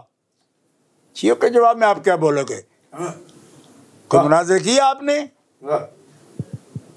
میں جھڑکنا نہیں چاہتا، میں یہ بات عرض کرنا چاہتا ہوں اہل سنت جماعت کی جڑیں تحت الثری میں ہیں، اور ان کی شاخیں عرش علا پر ہیں. اللہ. نادانو تم کیا سمجھو؟ اہل سنت و جماعت کے حقائق کو سمجھنا یہ صاحب بصیرت لوگوں کا کام ہے. تم جواب دے رہے ہو. صرف ایک جواب کا اشارہ دوں تمہیں کہ آج بھی وہ سن رہے ہیں نا، جامعہ المنتظر والا نہیں سن رہا بیٹھے وہ باس کو، سن رہا ہے، میں اس کو بھی سنا رہا ہوں. وہ سننا چاہتا ہے تو سن لے. میں یہ کہنا چاہتا ہوں کہ کتاب الثقات اٹھا کے دیکھ ابن جوزی کی، محدثین کی جرح دیکھ، اس پر امام نووی کو دیکھ، علامہ عینی کو دیکھ. وہ فرما رہے ہیں کہ مدار بحث جس روایت پر ہو رہا ہے یہ صرف ابن شہاب زہری اس کے راوی ہیں. 4 طرق سے ابن شہاب سے 4 شاگرد روایت کرے ہیں. 3 کی روایت میں یہ الفاظ موجود ہی نہیں، صرف ایک کی ہے. اور اگر آپ کو تو عربی پڑھائی گئی تھی بڑی خاص. اگر دیکھنے کا وقت نہیں، بیان زیادہ کرنے کا شوق آ گیا ہے تو کسی کو کہہ کے شیخ الاسلام والمسلمین حضرت خواجہ محمد قمر الدین سیالوی رحمۃ اللہ تعالی علیہ رحمتاً واسعہ کی کتاب مذہب شیعہ منگوا کے اس کے صفحہ نمبر 24 پر اس پر ذرا دیکھ، تمہیں سمجھ آ جائے گی کہ جواب کیسے دیا جاتا ہے. اللہ اللہ. آپ فرما رہے ہیں کہ یہ ساری بات جو صرف ایک طریقے سے آئی ہے، ابن شہاب کے 4 طرق میں سے ایک طریقے پر جو آئی ہے یہ بات، اس کے لیے ابن جوزی کی کتاب دیکھ، اس کے اندر لکھا ہے خود اس راوی کا بیان، کیونکہ مدار ہے وہاں. منتہا کون ہے اس سند میں؟ منتہا ابی العینہ ہے اور جاہز ہے، 2 راوی، دونوں راوی متروک ہیں. دونوں راوی متروک ہیں، جاہز بھی اور ابی العینہ بھی.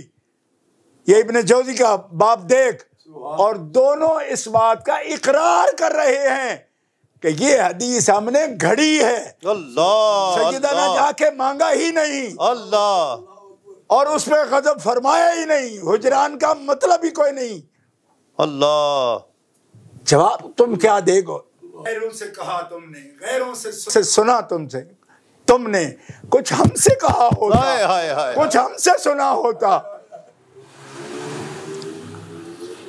سید جلال شاہ کے بیٹے نے کس طرح مسئلہ بتانے کی ٹیوشنیں مانگی ہیں. اے شمع تجھ پہ رات یہ بھاری ہے، جس طرح ہم نے تمام عمر گزاری ہے اس طرح. کب کچھ مانگا کسی سے اولاد رسول نے؟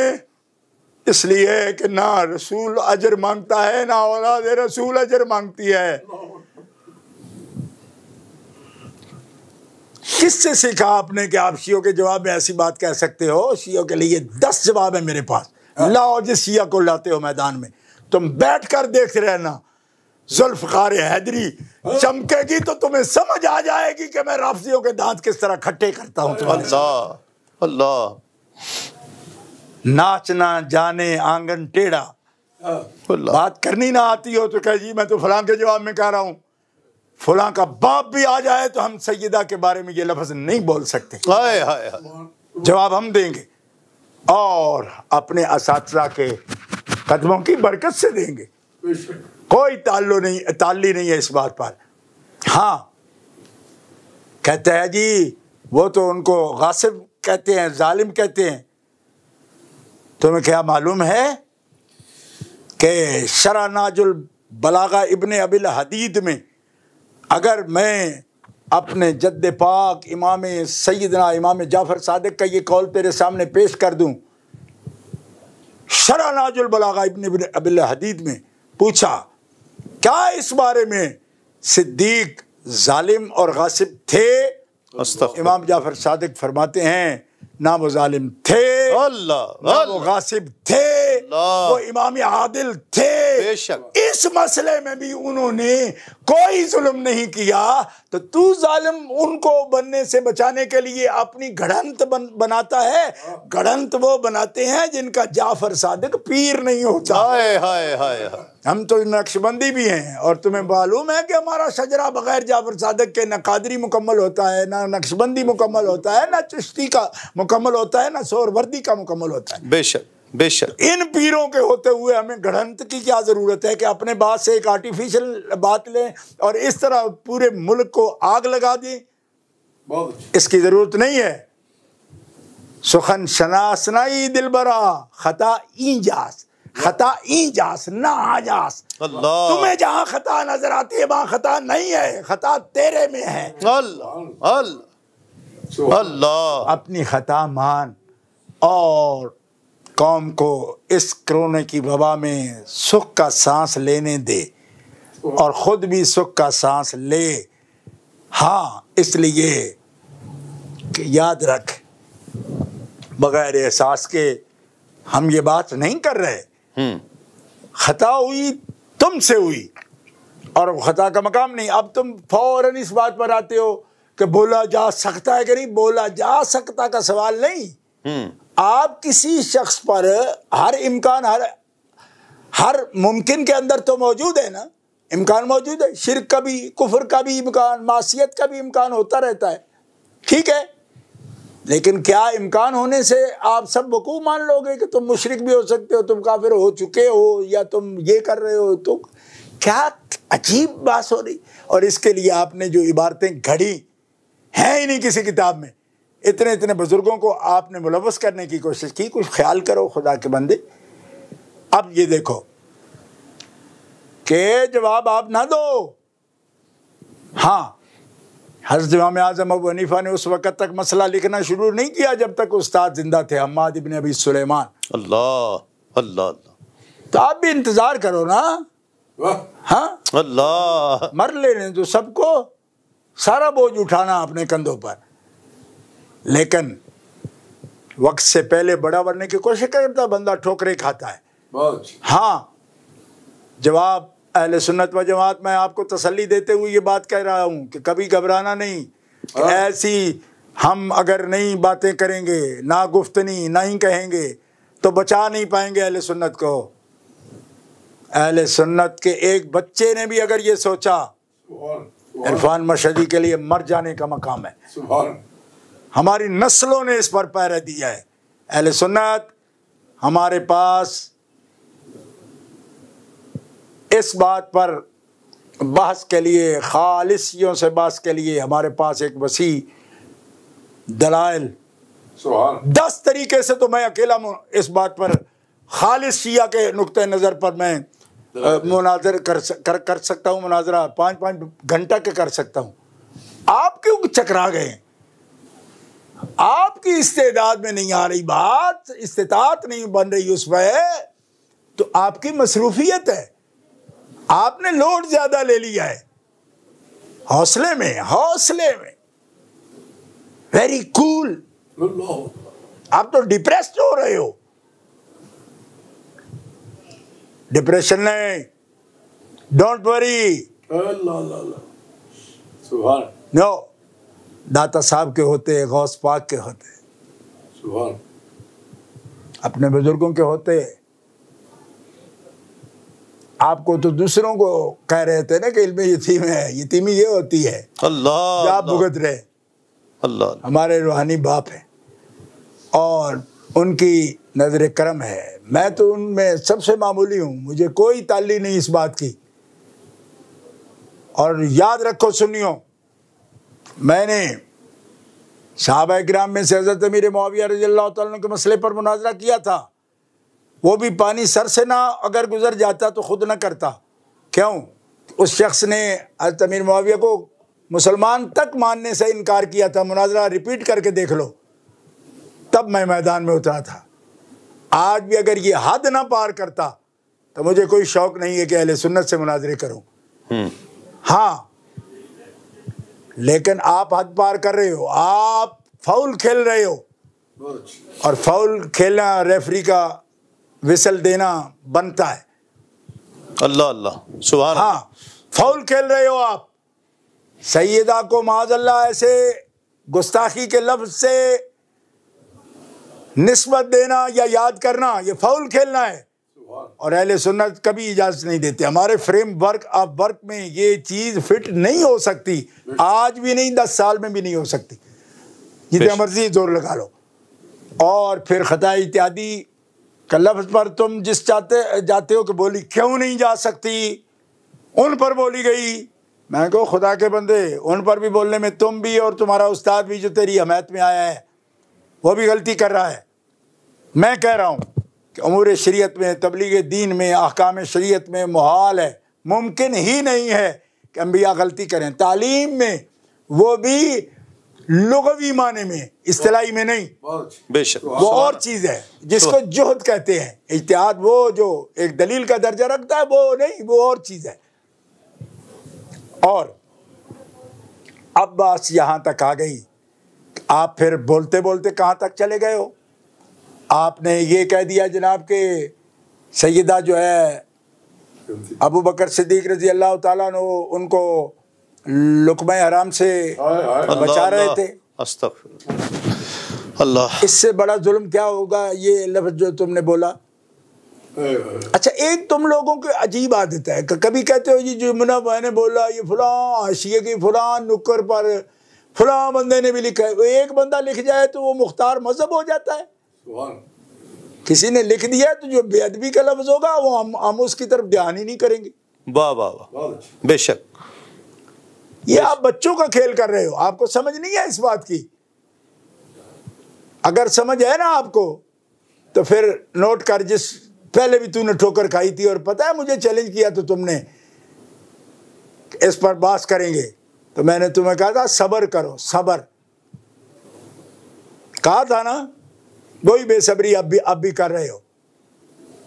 تمہیں سمجھ نہیں اس بات کی کہ کوئی ایک بات قول کے زمرے میں بھی ہو, صرف قول کی حیثیت سے کسی کی موجود ہو بات, تو یہاں جو سوشل میڈیا یا ممبر ہوتا ہے یا ایک ایسا پلیٹ فارم ہے جس پر دنیا کے سامنے ہم پیش کر رہے ہیں, تو ہم اقوال پیش نہیں کرتے. اقوال کے لیے اکیڈمی چاہیے, اقوال کے لیے درسگاہ چاہیے, مکتب چاہیے, گھنٹوں باس چاہیے.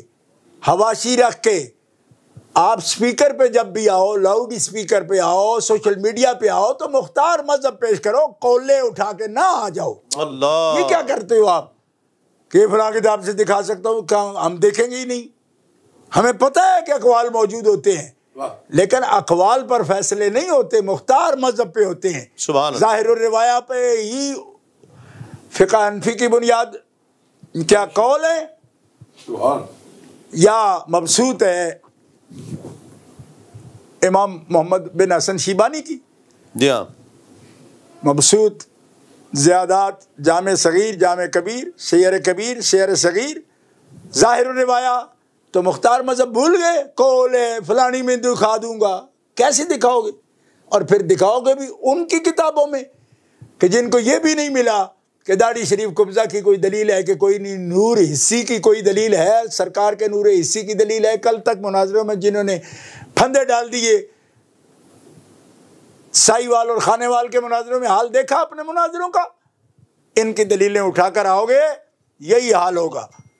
ایسی باتیں نہیں کرتے. یہ کل کے اسکالر ہیں, اچھے ہیں, ہم ان کو برا نہیں کہنا چاہتے, لیکن یاد رکھو یہ خیر القرون کی بات ہے, قرن اول کی بات ہے, صحابہ کی بات ہے. ٹھیک ہے, ٹھیک ہے, قرآن پاک میں حدیث پاک میں وہ بات اگر نہیں آتی تو آثار میں تو دکھاؤ کہ مولا علی شیر خدا ان کو کہہ رہے ہوں کہ ایسا نہیں بولنا چاہیے, یہ خطا ہے. حضرت ابو بکر صدیق بول رہے ہوں, حضرت عمر فاروق بول رہے ہوں, عشرہ مبشرین میں سے لوگ بول رہے ہوں, بدریوں میں سے بول رہے ہوں, بیعت رضوان والوں سے بول رہے ہوں. ہے یہ وہ بات ہوتی ہے نا کہ دعویٰ کرو تو چڑھ جاتے ہو مینار پاکستان پہ, اور دلیل دینے کے وقت کنویں میں اتر جاتے ہو. جو باتیں اتنی اونچی اونچی کرتے ہو تو دلیل بھی اونچی لاؤ نا.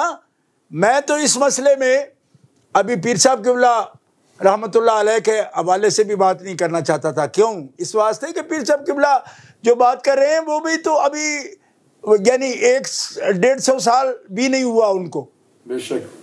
تو بات جب ہو رہی تھی جن کے سامنے ہو رہی تھی وہ کیوں خاموش ہیں؟ ان کا لانا قول میرے سامنے, عشرہ مبشرین کے قول لا, اہل بیت اطہار کی دوسری شخصیات موجود ہیں ان کے قول لا میرے سامنے, عبداللہ ابن عباس کا قول لا نا, پھر پتہ چلے مجھے. سبحان اللہ. کہ گل ہوندی پئی تے جوان آندی ہوندی پئی, جب بچپنے نہیں کرو. ہاں یہ ڈزنی لینڈ نہیں ہے, یہ تحقیق کی بات ہے. یہ کوئی بچے کا کھیل کا مقام ہے ایسی باتیں کرتے. یہ وہ فلانے بزرگ جو پرسوں فوت ہوئے ہیں انہوں نے اپنی کتاب میں یہ لکھا ہے. میں نے کہا یہ ان کا زمانہ ہے, ان کے دور میں بات ہوئی تھی. 10ویں صدی. حوالے کا کیا مطلب ہے اس میں حوالے لاؤ, حضرت ابو بکر صدیق کا حوالہ لاؤ. ابو بکر صدیق کا دوں حوالہ آپ کو, اٹھاؤ بخاری, ارقبوا محمدن فی اہل بیتہ, محمد رسول اللہ کے اہل بیت میں سے محمد رسول اللہ کو دیکھو. اللہ, حسن و حسین کے چہرے میں نانا نظر آئیں گے تمہیں, یہ کہہ رہے ہیں ابو بکر صدیق, بخاری شریف میں لکھا ہے. سبحان اللہ. تو جس کو فاطمۃ الزہرا کے تقدس میں جلوہ رسول نظر آتا ہو وہ خطا نہیں بولتا. یہ ہے گستاخی. سبحان اللہ. جسے سمجھ نہیں آتی وہ سمجھ لے. اور بے قید انبیاء کے بارے میں یہ کہنا کہ وہ خطائیں کرتے ہیں یا خطا ان سے ہوتی ہے, یہ کوئی استاد کہے یا شاگرد کہے, یہ کلمہ کفریہ ہے، اس لیے کہ دین سے امان اٹھے گی. خطا اجتہادی کی بات نہیں ہو رہی. کل پھر اس کا رٹا لگا دو، نہیں ہم تو وہ جناب خطا اجتہادی. میں بتا چکا ہوں کہ خطا اجتہادی کی نہیں، وہ تعلیمی دور ہے، تشریعی دور نہیں، وہ ان کا تبلیغ کا دور نہیں، امور نبوت کی بات نہیں، احکام شریعت کی بات نہیں. اور خاص کر جو مثال تو لا رہا ہے نا، لا تقربا هذه الشجرہ، وہ تو ابھی امت جو ہے وہ وجود میں ہی نہیں آئی، وہ جنت میں ہے. ابھی آئیں گے زمین پہ، یہ لوگ پیدا ہو گئے. تو جب وہ احکام سنا ہی نہیں رہے تو تم بات کس کی کر رہے ہو؟ اللہ ہے دلیل ایسی نہیں ہوتی. کہیں کی اینٹ، کہیں کا روڑا، بھانمتی نے کنبا جوڑا. یہ دلیل کوئی ادھر سے پکڑ کے آدھا لفظ آدھا ادھر سے پکڑ کے، تو اس کو آپ دلیل بنا رہے ہو. میں جو کہہ رہا ہوں کہ تعلیمی زندگی کی بات اور ہے. ہاں اسی لیے تو ہم شیعہ کو منع کرتے ہیں کہ صحابہ کا بھی ایک تعلیمی دور ہے، اس میں کئی ایسی باتیں ہوتی ہیں وہ اس کو پکڑ کر بیان کرنا شروع ہو جاتے ہیں. وہ جی ان کو کھڑے چھوڑ کے وہ تو تجارت میں چلے جاتے تھے. میں نے کہا جب وہ سیکھ چکے، امتحان اللہ قلوبہم للتقوی لہم مغفرۃ و اجر عظیم. یہاں کوئی کمزوری ہے تو اب بتا. رہ گیا ان کا سیکھنے کا دور، تو پہلے دن آ کے کوئی ابو بکر صدیق نہیں بن جاتا. بات سمجھنا، سیکھنے کا دور ہے. اور انبیاء یہاں زمانے کے استادوں سے نہیں سیکھتے، لیکن انبیاء سیکھتے ہیں اپنے رب سے. اور ان کی تعلیمی، ان کی کلاس میں رب ان کو جو کہے اسی مقام پر اس کا معنی ہوتا ہے. ہم دنیا میں اس کا معنی کر ہی نہیں سکتے. شاہ جی آپ نے تو جو میں سوال جو نوٹ کر کے آیا تھا وہ بھی، اور جو میرے ذہن میں بھی نہیں آ سکتے، آپ نے ان سوالوں کے بھی جواب عنایت فرما دیے ہیں. لیکن دو تین چھوٹی چھوٹی چیزیں میں پوچھنا چاہتا ہوں. ایک تو وہ خاص طور پر وہاں سے کہا جا رہا ہے کہ جی مفتیان کرام حکم لگائیں، علماء کرام حکم لگائیں. حکم کیوں نہیں لگاتے؟ حکم کوئی لگتا ہی نہیں ہے تو حکم کیا لگائیں گے؟ یہ جو باتیں کی جا رہی ہیں، آپ کیا فرماتے ہیں؟ کوئی حکم لگائیں گے اس پر؟ جی صابری صاحب، گزارش یہ ہے کہ ایک تو جو آپ نے فرمایا نا، بنیادی طور پر ہم لوگ تھوڑا بہت ٹیچنگ کرتے رہے. جی جو ٹیچر ہوتا ہے نا، جی وہ سوال کسی کو موقع نہیں دیتا کرنے کا. وہ دفع دخل مقدر ایک چیز ہوتی ہے جی جی. جو خفیہ سوال بن سکتا ہے بچوں کے ذہن میں، وہ بھی آ جاتا ہے، اس کو بھی وہ مطلب کور کرتا ہے، وہ بھی انٹرٹین ہو جاتا ہے. جی اچھا اب آپ جو پوچھ رہے ہیں یہ بڑی بنیادی بات ہے. اس سلسلے میں بھی میں یہ سب عزیزوں سے کہنا چاہتا ہوں، اور ان نوجوان علماء سے بھی کہنا چاہتا ہوں کہ جو اس وقت ایک باغیانہ ذہن سے باتیں کر رہے ہیں، ان سے میں یہ کہنا چاہ رہا ہوں کہ خدا را پرائیویٹ طور پر حکم لگوانے کے لیے زیادہ آپ کوشش نہ کریں، ورنہ بڑا یہاں پہ فساد ہوگا. حکم گستاخ جب کہہ رہے ہیں تو آپ خود سمجھ رہے ہیں کہ گستاخی کے پر حکم لگانا ہمارے لیے کیا مشکل ہے. اللہ، لیکن کچھ تو خون نہیں چاہیے، فساد نہیں چاہیے. بات کو سمجھو. اگر مقننہ قوت نافذہ حکم پوچھے گی نا تو حکم بتانے میں آدھا منٹ بھی نہیں لگے. ہائے ہائے ہائے، اللہ اللہ. میں پہلے بھی سمجھتا ہوں کہ آپ نے قوم کو فساد میں جھونکا، قوم کے بچوں کو مروایا آپ نے. اور آپ کسی مشن پر ہیں نا، آگ اس ملک کو لگوانا چاہتے ہیں، ہم نہیں ہیں. اللہ، میرے باپ فرمایا کرتے تھے کہ ہم سید ہیں، اور سید تو جہاں آگ جل رہی ہو وہاں قدم رکھے تو اسے گلزار بناتا ہے. آگ لگانے والے نہیں، آگ بجھانے والے لوگ ہیں. اس لیے میں یہ کہتا ہوں کہ اس کو کمزوری کب سمجھو. اگر کچھ سمجھ سکتے ہو، تدبر سے خالی نہیں ہو گیا دماغ، تو جب اس کو گستاخی ہم کہہ رہے ہیں تو اس میں حکم لگانے میں دیر ہی کیا ہے. لیکن جس کے پاس قوت نافذہ ہے، حکم اس کو بتایا جائے، اور اس کے ہاتھ سے اگر تنفیذ ہو گئی حکم کی تو سبحان اللہ. اور اس سے حالات، ملک بھی فساد سے بچے گا، اور مسئلے کا بھی حل ہو جائے گا، اور پھوڑا جو ہے نا اس کی سرجری بھی ہو جائے گی. اللہ اکبر، اللہ اکبر. اچھا حضور، آپ کے بھی ساری عمر مناظروں میں گزری ہے، ہم نے دیکھے، اور یہ فدق کے بھی سوالات آپ سے درجنوں بار ہوئے، اور رات میں وہ بڑا سرچ کرتا رہا. تو آپ خاص طور پر آپ نے احتجاج تبرسی کے حوالے دیے، کافی کی روایات کے حوالے دیے، لیکن انہوں نے اہل تشیع کو جواب دینے کے لیے پیر میر علی شاہ صاحب کی کتاب کا انتخاب کیا. یہ تو اصول مناظرہ اور اصول استدلال کے ہی خلاف ہے. مطلب یہ آپ اس کو کم علمی میں تو نہیں کہہ سکتا, کوئی کم علمی ہے یا کوئی ایجنڈا ہے جس کی وجہ سے پیر میر علی شاہ صاحب کا حوالہ دیا. ایک بات. دوسرا, کیا اجتہادی خطا مانے بغیر یا خطا مانے بغیر عصمت کا انکار نہیں ہو سکتا ہے؟ ہم معصومہ نہیں مانتے سیدہ کائنات کو, ہم محفوظہ مانتے ہیں. صابری صاحب, آپ معصومہ شرعی کا لفظ ضرور بولیں. ٹھیک. ویسے میں ایک بات آپ کو عرض کرتا ہوں, یہ بچے ہیں اور بے احتیاط باتیں کر رہے ہیں. فقہ کی سب کتابوں میں لکھا ہے کہ آپ کا مال بھی معصوم ہے, جی, آپ کی جان بھی معصوم ہے, یہ امت معصوم ہے, امت من حیث الجماعت معصوم ہے. جی, اس کی شہادت قبول ہی تو اسی لیے ہے. جی, وَكَذَلِكَ جَعَلْنَاكُمْ أُمَّةً وَسَطًا لِتَكُونُوا شُهَدَاءَ عَلَى النَّاسِ وَيَكُونَ الرَّسُولُ عَلَيْكُمْ شَهِيدًا کی تقریر ہی یہ ہے. جی ہاں, معصوم الدم ہے ہر بندہ. جی, یہاں معصوم کا فقہ میں احکام السلطانیہ سب کے اٹھا کر دیکھ لیجئے, دیات کا مسئلہ اٹھا کر دیکھ لیجئے, جی, قتل خطا و قتل عمد کی تعریف اٹھا کر دیکھ لیجئے, قرآن پاک میں بھی یہ تمام مقامات میں جس آدمی کے خون جی, کی حفاظت اسٹیٹ کی ذمہ داری ہے, جی, اور شریعت نے ہر شخص کو مباح الدم نہیں رکھا, معصوم الدم رکھا ہے. اللہ اللہ, اصطلاح عجیب عجب ہے. لوگ بالکل ایک طرف سے آنکھیں بند کر کے چل رہے ہیں, ایک طرف بس چل پڑے جناب صاحب یہ تو بڑے بڑے لقب آ گئے, تو بڑے بڑے جناب ماجسٹیر ہیں, دکتورا ہیں. جی ہاں بھائی دکتورو, آپ کا دکتورا سلامت, ماجسٹر سلامت, ہم اس کو چیلنج نہیں کرنا چاہتے. جی, ہم ادب مانگ رہے ہیں, ادب مانگ رہے ہیں. ڈگریوں میں نجات نہیں, نجات ادب میں, ادب میں. یہ پھر کہنا چاہتا ہوں, دیکھیے معصوم شرعی صرف یہ باقاعدہ کہیے پہلے کہ معصوم شرعی نہیں مانتے. باقی آپ اس بارے میں محفوظ.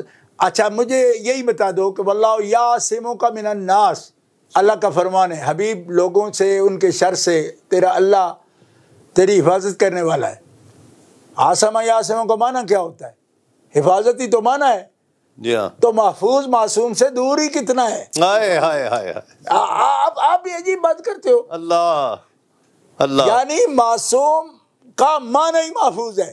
اللہ. اب جو فرق ہے نا اندر, وہ میں پہلے بتا چکا ہوں, اور وہ علامہ پرہاروی کی زبان میں ہے جی, کہ وہ فرماتے ہیں وہ واجب کے معنی میں اور ہے, یہ جواز کے معنی میں ہے. فرق جو اندر ہے وہ صرف صاحب علم جانتا ہے. باقی لفظ میں جو بإزاء شیء مقابل میں جی ہاں, پہلی دفعہ جو معنی ذہن میں آئے, تو معصوم کا معنی ہی محفوظ پہلی دفعہ ذہن میں آتا ہے. ٹھیک ہے, تو پھر یہ نصوص میں آتا ہے معنی کہ یہ نہیں, یہ حقیقی معنی ہے یا نہیں.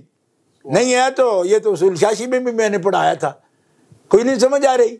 بإزاء شیء لفظ کے سیدھے سیدھے جو معنی آتا ہے سب سے پہلے ذہن میں آئے وہ حقیقی معنی ہے اس کا.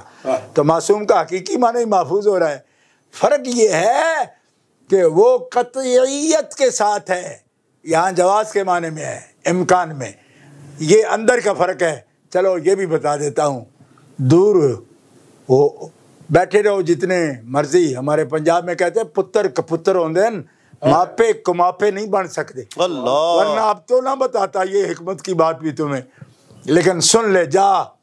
کیا مانیں گا سیدہ زہرا کے قدموں کا ساتھ لگی ہوئی خاک کا صدقہ, یہ بھی علم دیتا ہوں آپ کو. اب بھی سمجھو اس بات کو کیا کہہ رہا ہوں. وہ حکم میں صرف قطعیت اور جواز کے معنی میں علامہ پرہاروی کی عبارت ہے. تم کس چکر میں بول رہے ہو؟ معصوم الدم, جس کی جان کی حفاظت اسلام اپنے ذمہ لے, چاہے وہ ذمہ کی بھی لے لے, تو معصوم الدم کہتے ہیں اس کو. کیا مطلب؟ مباح الدم نہیں ہے وہ. مباح الدم یہ اصطلاح ہے اور معصوم الدم اصطلاح ہے. لیکن یہاں جس چیز کو بولنا منع ہے وہ ہے معصوم شرعی. اللہ, اس قید کے ساتھ جب نہیں بول رہے ہو تو آپ معصوم نیرا کہہ رہے ہو, اس سے مطلب ہی واضح نہیں ہوتا. اس لیے یہ لفظ نہیں. باقی حکم کے بعد میں نے پہلے عرض کر دی، اور اب یہ بھی وضاحت محفوظیت اور معصومیت کی. محفوظیت کی وہ حکم کے اعتبار سے ہے، اس کے ثبوت کے اعتبار سے ہے، ورنہ اس بات میں کچھ دھرا نہیں. اگر مزید دیکھنا چاہتے تو فیصلہ عشریہ اٹھا کے دیکھ لو، اس میں حضرت شاہ عبدالعزیز خاتمۃ المحدثین میرے 8ویں باپ ہیں، علم حدیث میں میرے روحانی باپ ہیں، انہوں نے بھی تو فیصلہ عشریہ میں یہ بحث میں لکھ دیا ہے کہ اس لفظ میں کے تعریف میں مت پڑھو، اس لیے کہ معصوم شرعی مراد ہے کہ ان کے بنا کوئی نہیں ہے. جی واقعی اس میں لغت میں یا خاص کسی اصطلاح میں، جیسے کہ دیات میں اور قصاص میں یہ لفظ بولتا ہے معصوم الدم کی اصطلاح ہوتی ہے، اور نہیں تو جتنی بھی جوڈیشری ہے، وکلا ہے، بار ہے، وہ تو سمجھتے ہو نا کہ جب آپ پیش ہوتے ہو قتل کے مقدمات میں تو معصوم الدم کا ایک دن میں ایک پیشی میں 6 دفعہ تو آپ 10 دفعہ تو آپ ذکر کرتے ہو معصوم الدم کا. تو اسی پر غور کرو نا. پھر میں جوڈیشری کو اور بار کو مخاطب کرتے ہوئے یہ لفظ بول رہا ہوں.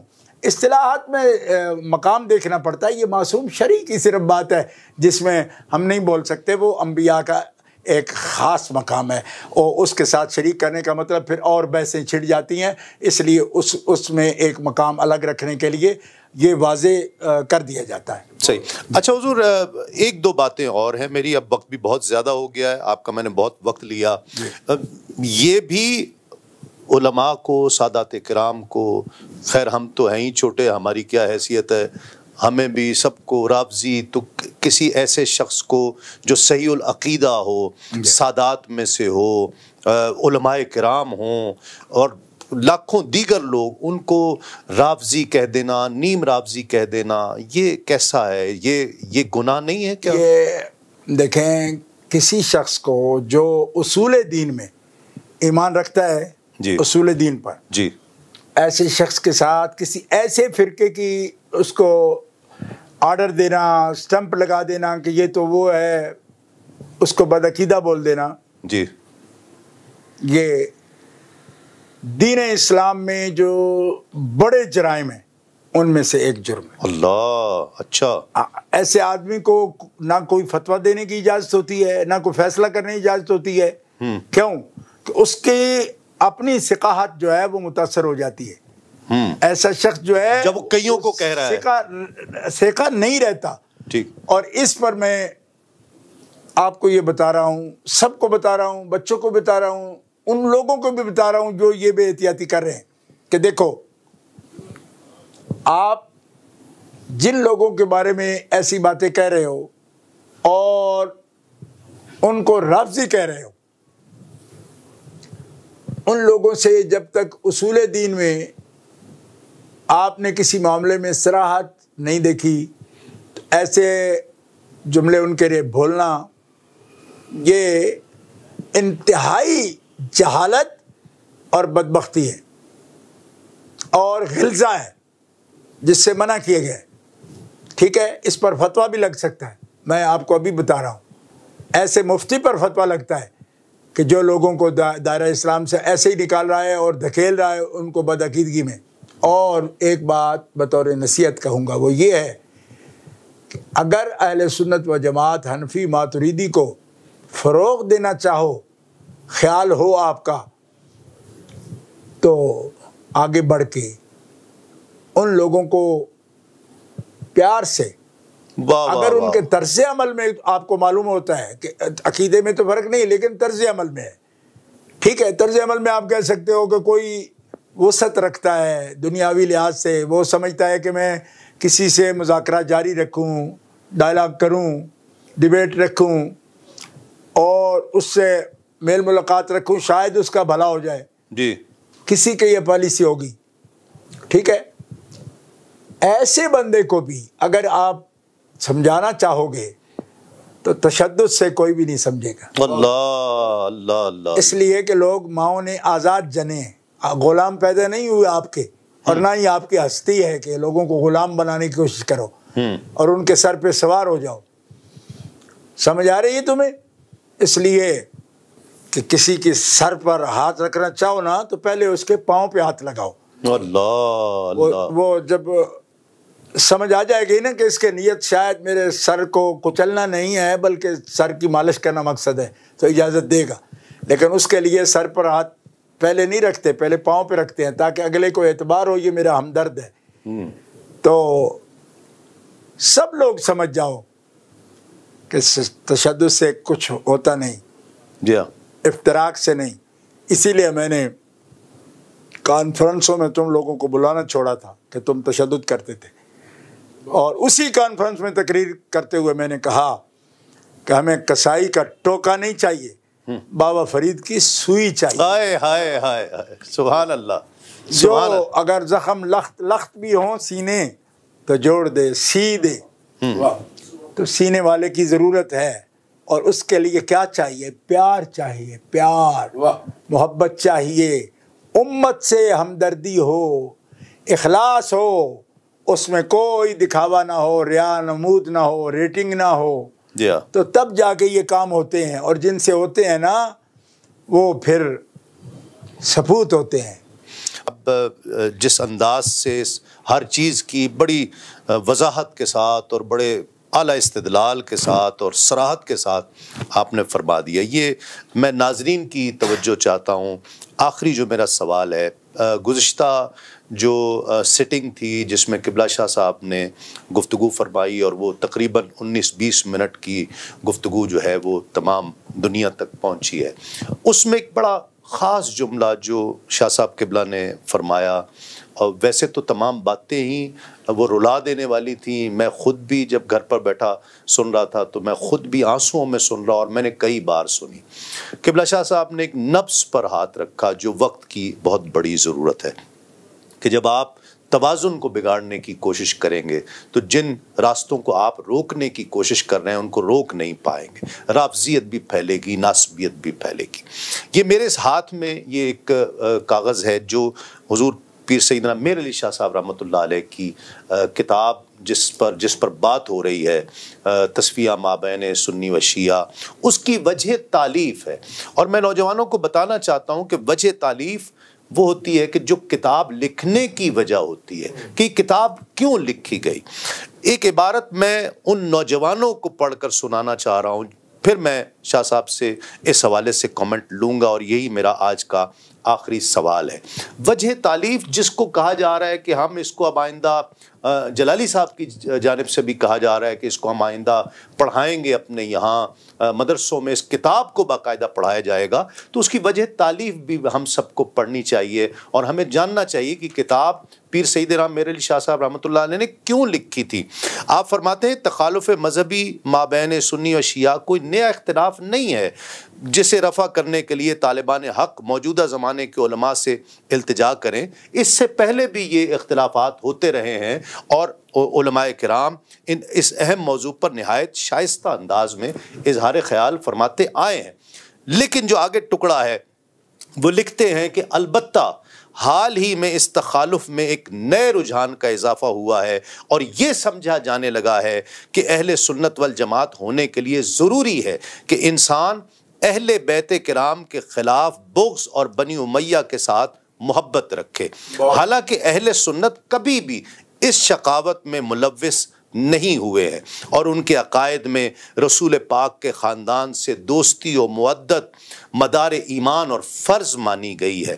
اس نئے رجحان کی وجہ یہ معلوم ہوتی ہے کہ ہمارے علماء کرام نے بمقابلہ اہل تشیع اپنے مواعظ و نصائح کی مجالس میں صرف دفع ملائن و متائن یعنی لعنت اور طعنوں کو رد کرنے پر زور رکھا ہے، کی طرف ہی رخ کیا ہے، اور اہل بیت علیہ السلام کی فضائل اور مناقب بیان کرنے کی طرف کم توجہ کی ہے.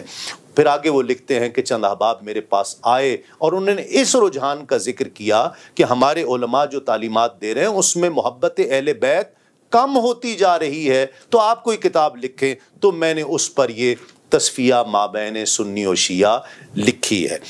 سوال یہ ہے حضور، میں نے یہ آپ کی نظر سے تو گزری ہے، اور میں ناظرین کو یہ سنانا چاہتا تھا کہ اس کی وجہ تالیف یہ ہے صرف رافضیت اور ناسبیت، صرف رافضیت کا رد نہیں بلکہ ناسبیت کا رد، کہ جو اہل بیت سے جو دور ہوتے جا رہے ہیں وہ ہمارے نوجوان ان کو روکا جائے، اس کتاب کا اولین مقصد یہ تھا۔ لیکن ہمارے ہاں رافضیت اور ناسبیت، رافضیت کا بہت زیادہ ایک رافضیت فوبیا ہو گیا ہے علماء کو، کہ جہاں اہل بیت کا ذکر ہوتا ہے وہاں پر وہ اس پر رافضی ہونے کا وہ لگا دیتے ہیں، لیبل لگا دیتے ہیں۔ آپ نے جو اس دن بات فرمائی ہے کہ جب توازن بگڑ جائے گا، کہ آپ جب ایک طرف کی بات کریں گے اور دوسری کو رد کرنے کی کوشش کریں گے، تو ہمیں تو وجہ تالیف میں تو کچھ اور لگ رہا ہے کہ انہیں جو کتاب لکھی ہے وہ تو ناسبیت کے رد میں زیادہ لکھی ہے۔ رافضیت بھی اس دور کا بڑا چیلنج ہے، لیکن ناسبیت بھی بہت بڑا چیلنج ہے۔ گزارش یہ ہے صابری صاحب کے حضرت پیر صاحب نے صرف یہی کتاب نہیں لکھی، جی بہت بڑے محقق ہیں وہ اس دور کے، بے شک، اور انہوں نے یہ جو کتب تصنیف فرمائی ہیں اس کے اندر ان کا معیار بہت ہی جداگانہ اور تحقیق کا ایک بلند معیار آپ نے قائم کیا ہے۔ جی، ہر ایک بدعقیدہ، چاہے وہ انکار ختم نبوت کی بات ہو، بے شک، انکار مقام اہل بیت کی بات ہو، یا انکار صحابہ کی بات ہو، بے شک، ہر موضوع پر، حتیٰ کہ تقدیس شان الوہیت کے لیے بھی آپ نے بڑی تحقیقی کتاب لکھی ہے۔ جی یہ حضرت شاہ عبد الرحمن مانا میاں جو لکھنؤ سے تعلق رکھتے ہیں، جی جی، ان کی کتاب کے جواب میں بھی حضرت نے یہاں سے لکھی ہے، حالانکہ اتنی دور ہے۔ جو لکھنؤ کے مجتہد کہلاتے تھے وہ جو آئے تھے، نہیں وہ نہیں، یہ ایک صوفی ہے، اچھا، وحدت الوجود پر کتاب، اچھا، ٹھیک، اس کا یہ خاص ایک الگ موضوع ہے۔ ٹھیک ہے۔ آپ چونکہ حضرت جو قبلہ اعلیٰ حضرت گولڑوی سرکار ہیں، وہ خود وحدت الوجود کے نظریے کے قائل ہیں، جی، چشتی نظامی ہیں، جی ہاں، آپ جانتے ہیں، لیکن اس میں جو اصلاح کی ضرورت تھی وہ اتنے بلند معیار سے فرمائی ہے کہ دنیا جس کو صاحب نظر کو اگر وہ اس کے مطالعہ کا ذوق نصیب ہو جائے تو ایک الگ جہان میں وہ پہنچ جاتا ہے۔ اچھا، انہوں نے جو کچھ لکھا تصفیہ شریف میں، تصفیہ شریف میں لکھا، پورے دم سے لکھا، جی، اپنے معیار پر لکھا، جی، اور جو اہداف ہیں اس کے اوپر آپ نے مکمل طور پر پوری عبارات میں واضح کر دیا، احکام کو، صورتحال کو واضح کیا، اللہ نے ان کو ملکہ عطا فرمایا۔ بے شک۔ اب یہ ہے کہ یہ جو تجزیہ حضرت نے فرمایا، وجہ تالیف جو ہے، وجہ تالیف کے اندر یہ تجزیہ فرما دیا کہ لوگ جو ہے اہل بیت اطہار کے ذکر میں ان میں کمی کر رہے ہیں، یا ان سے کما حق بیان ہو نہیں پا رہا۔ جی، مطلب رغبت ہوگی تو بیان ہوگا نا۔ واہ واہ واہ، اس کیا میں بات، سبحان ایک جملہ میں اپنے والد گرامی کا آپ کو، بلکہ صرف جملہ نہیں، ان کا عمل مبارک پیش کرتا ہوں، جی، کہ جس بھی محفل میں علاقہ تھا، ہر قسم کے لوگ نظریات کے، ظاہر ہے کہ علاقے میں موجود ہوتے ہیں، کھلا اوپن علاقہ ہے پنجاب کا، تو حضرت خود تشریف فرما ہوتے، علماء کی ایک کثیر جماعت، شاگردوں کی بھی اور ہماسر لوگوں کی بھی موجود ہوتی، تو آپ موضوعات جب تقسیم فرماتے تو جتنے لوگ سید نہیں ہوتے مبلغ، یعنی قومی اعتبار سے سادات میں سے نہیں ہوتے، جی، ان کے لیے آپ یہ ڈیوٹی کرتے کہ آپ سب اپنے موضوعات میں یا تو کلی طور پر یا کچھ وقت جیسا ماحول ہوتا، جیسی ضرورت ہوتی، جی، آپ اہل بیت اطہار کے فضائل بیان کریں گے۔ جی ہاں، جتنے علماء میں سید ہوتے تو ہم تو ان کے بیٹے تھے، سید بھی تھے، جی، ہمیں فرماتے کہ آپ صحابہ کرام کے فضائل بیان کریں۔ اللہ اللہ، کیا حکمت ہے، یہ تقسیم فرماتے، کیا حکمت ہے، واہ واہ واہ، فرماتے کہ جتنے لوگ غیر سادات عالم ہیں اور اس وقت میرے ساتھ ہیں، جی ہاں، آپ نے سادہ سید اہل بیت اطہار کی فضائل بیان کرنے ہیں۔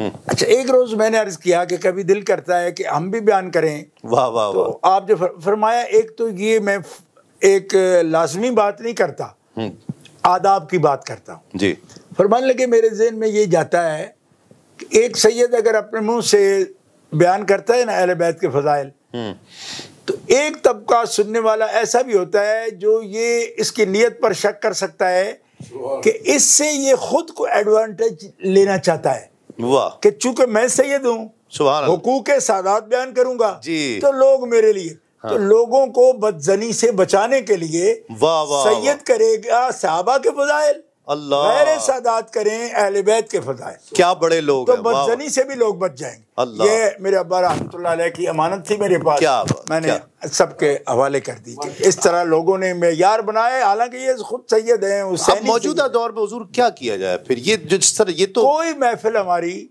ایسی نہیں ہونی چاہیے کہ جس میں دیکھیں ارد گرد جب فتنہ ہے جی ہاں، تو ضروری نہیں کہ مبتلا ہوں تو علاج کریں، جی، احتیاط کے طور پر ہی ہر محفل میں ہمیں اندیشے کے پیش نظر بھی، پیش نظر بھی ہمیں پوری، دیکھیں ہمارے پیر حضرت مجد الفسانی سلسلہ نقشبندیہ کے سب اہل سنت ان کا ادب کرتے ہیں، احترام کرتے ہیں۔ آپ نے اپنے مکتوبات میں یہ فرمایا کہ سنی ہونے کی شرط یہ ہے کہ خانوادہ نبوت سے اہل بیت اطہار سے محبت کامل رکھو، بے شک، اور سنی ہونے کی یہ شرط ہے کہ نبی علیہ السلام کے صحابہ کی عزت کرو، بے شک، بے شک، ٹھیک ہے جی، بے شک، اکرام صحابہ اور محبت اہل بیت یہ بنیادی شرط ہے، وہ سنی ہی نہیں بے شک، جو محبت اہل بیت میں کامل نہیں اور جو اکرام صحابہ میں کامل نہیں۔ بے شک، بے شک، ہمارے اکابر کو کوئی اس بارے میں ذرا سی بھی کوئی ان سے بھول چوک نہیں ہوئی۔ ہماری طبیعتوں میں کوئی ایسی باتیں آئی ہیں جس کا یہ نتیجہ ہم دیکھ رہے ہیں۔ ہمیں بالکل اخلاص کے ساتھ، یہ نبی علیہ السلام کی سنواری ہوئی آپ کی تربیت کے شاہکار جماعت ہے، اہل بیت بھی اور صحابہ بھی، تو ہمارے لیے وہ مینار نور ہیں۔ ہمیں یہ فرق ڈال کے کیا حاصل کرنا ہے؟ ہم تو محروم ہو جائیں گے۔ اس لیے ہمیں بجائے اس کے کہ اس جرہ میں پڑیں گے، ہمیں برابر ہر وقت نسبت ابو بکر صدیق کی بھی ضرورت ہے، اور محبت اہل بیت میں نبی علیہ السلام کا جب یہ فرمان ہے کہ من احب ہذین یعنی الحسن والحسین اباہما و امہما کان معی فی درجتی فی الجنہ، سبحان اللہ، یہ حسن و حسین سے جو محبت کرے اور ان کے ماں باپ سے عقیدت و محبت رکھے، میں محمد رسول اللہ ضامن ہوں کہ قیامت کے دن میرے درجے میں جنت میں میرے ساتھ ہوگا وہ۔ سبحان اللہ، جامع ترمذی شریف میں حدیث موجود ہے۔ کیا بات، اور دوسری طرف ہمارے ان کو قائد اقتدوا بالذین من بعدی ابی بکر و عمر، میرے بعد اقتدا کرنا ابو بکر و عمر کی، اور ابو بکر کے ہوتے عمر کی بھی نہ کرنا۔ اللہ، یہ باقاعدہ آپ نے فرمایا۔